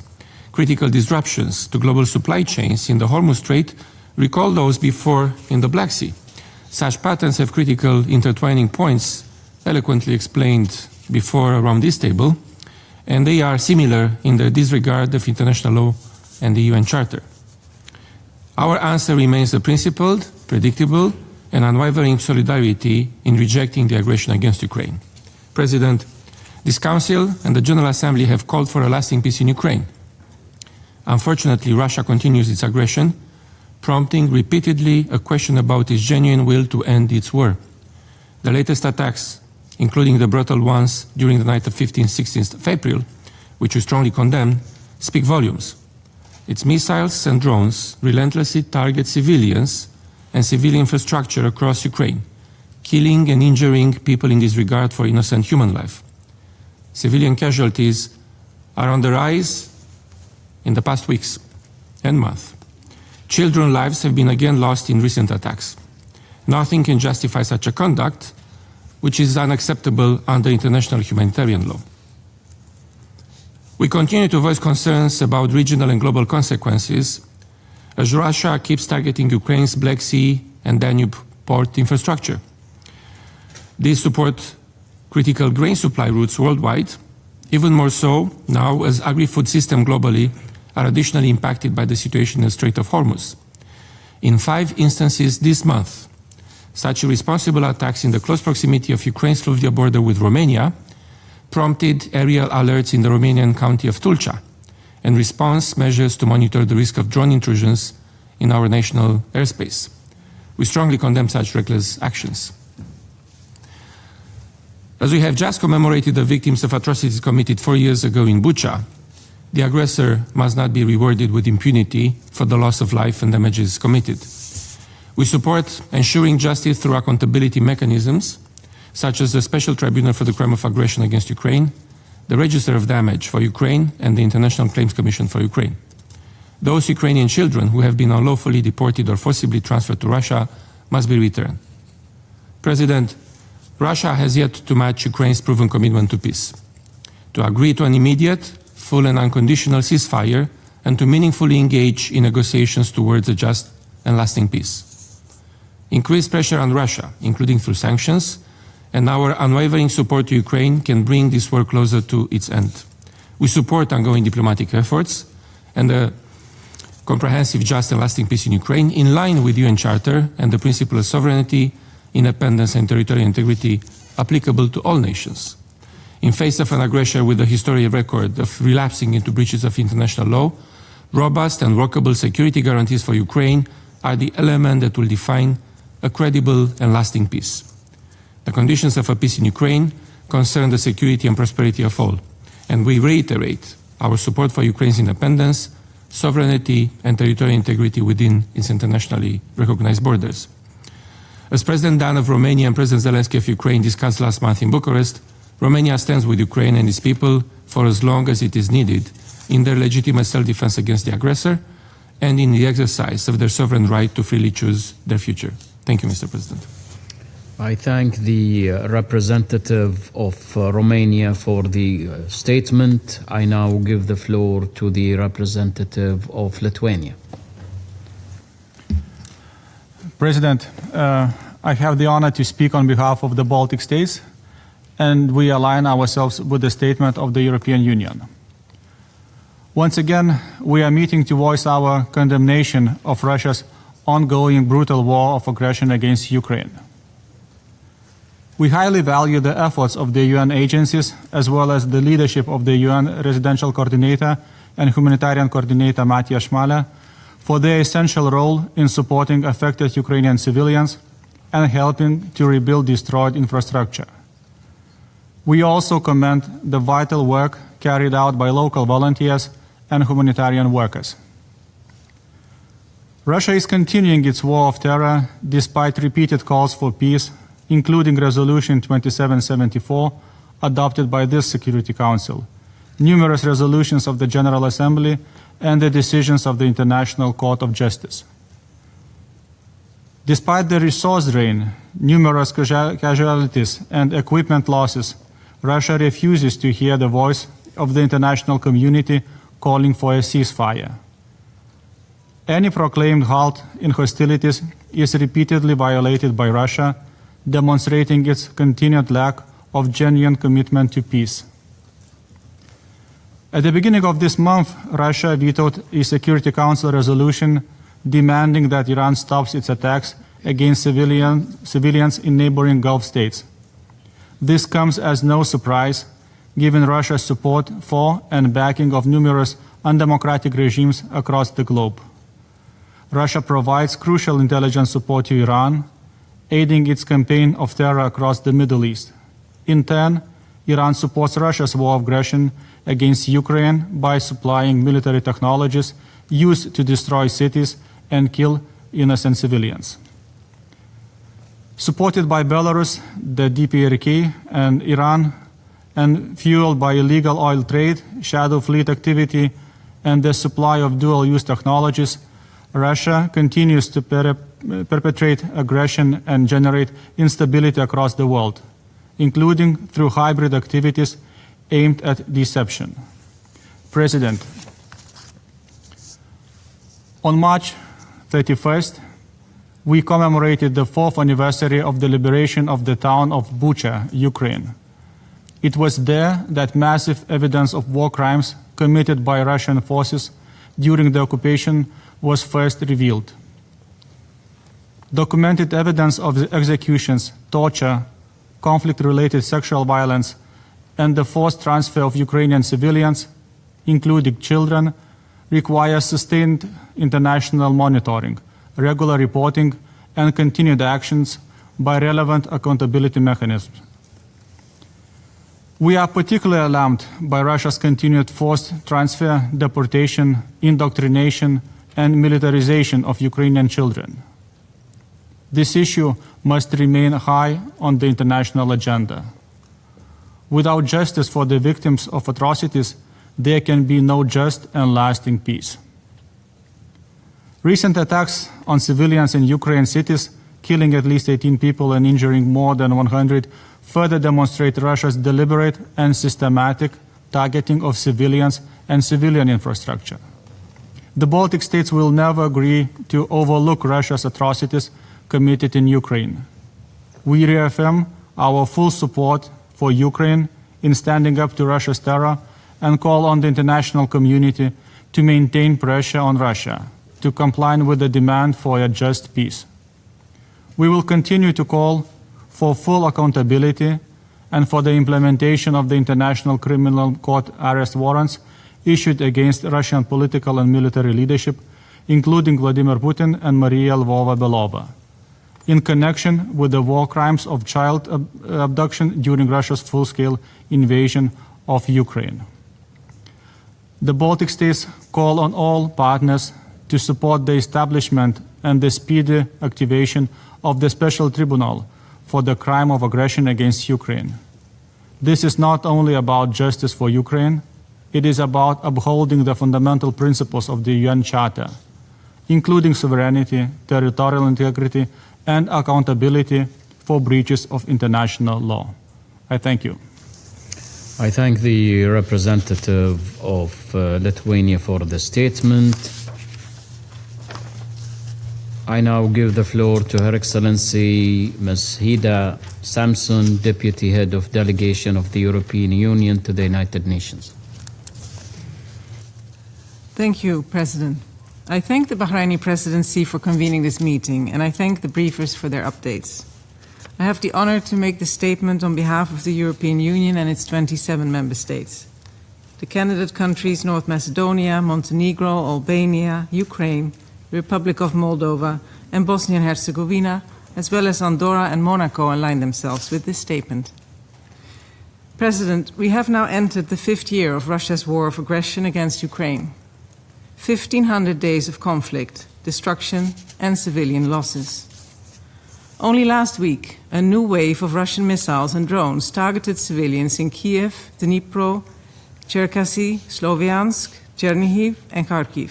In Kharkiv, Russia targeted the Pecheny Dam with 6 guided aerial bombs at the moment of peak seasonal water levels. If successful, the strike would have caused catastrophic downstream flooding, reminiscent of the blowing up of the Kakhovka Dam under Russian control in 2023. This Council must unequivocally condemn Russia for systematically and deliberately targeting Ukraine's civilian and energy infrastructure and bring diplomatic pressure to bear to make it stop. Beyond all else, this war needs to stop, and it needs to stop now. I reiterate the EU's strong support for a comprehensive, just, and lasting peace in Ukraine, based on the principles of the UN Charter and international law, and underpinned by robust and credible security guarantees for Ukraine. The EU supports diplomatic efforts to bring the war to an end, and they need to be stepped up without delay. Russia must finally agree to a full, unconditional, and immediate ceasefire and engage in meaningful negotiations towards a just and lasting peace. The EU calls on all members of this Council to join us in urging Russia to do so. For peace to be just and lasting, respect for Ukraine's independence, sovereignty, and territorial integrity is the cornerstone. Borders must not be changed by force. The aggressor cannot be rewarded, and Ukraine's long-term security and ability to defend itself must be guaranteed. We are prepared to contribute to robust and credible security guarantees for Ukraine, notably through the Coalition of the Willing and in cooperation with the United States. The European Union also urges all countries, including all members of this Council, to immediately cease any assistance to Russia in its war of aggression, whether direct or indirect, and notably through the provision of dual-use goods and components. In the context of Iran's indiscriminate military strikes against countries in the region, the EU welcomes Ukraine's readiness to provide support and expertise in air defense and counter-drone systems to Gulf countries, based on its ample experience in defending itself from the same Iranian-developed Shahad drones that Iran has been transferring to Russia. I reiterate the EU's urgent call on Russia and Belarus to immediately ensure the safe and conditional return to Ukraine of all unlawfully deported and transferred Ukrainian children and other civilians, in light of the decision of the General Assembly decision last December to redouble efforts to return Ukrainian children. We welcome the recent visit of the SRSG for children in armed conflict to Kiev in this regard, and we look forward to hearing from the UN about its efforts. President, I also reaffirm the EU's commitment to ensuring full accountability for war crimes and the other most serious crimes committed in connection with Russia's war of aggression against Ukraine. And in this context, the EU welcomes recent steps forward and calls to continue to sustain efforts within the framework of the Council of Europe towards the operationalization of the Special Tribunal for the Crime of Aggression against Ukraine and the establishment of the International Claims Commission for Ukraine. The EU also welcomes the recent renewal of the mandate of the Commission of Inquiry on Ukraine by the Human Rights Council. The future of Ukraine and its citizens lies within the European Union.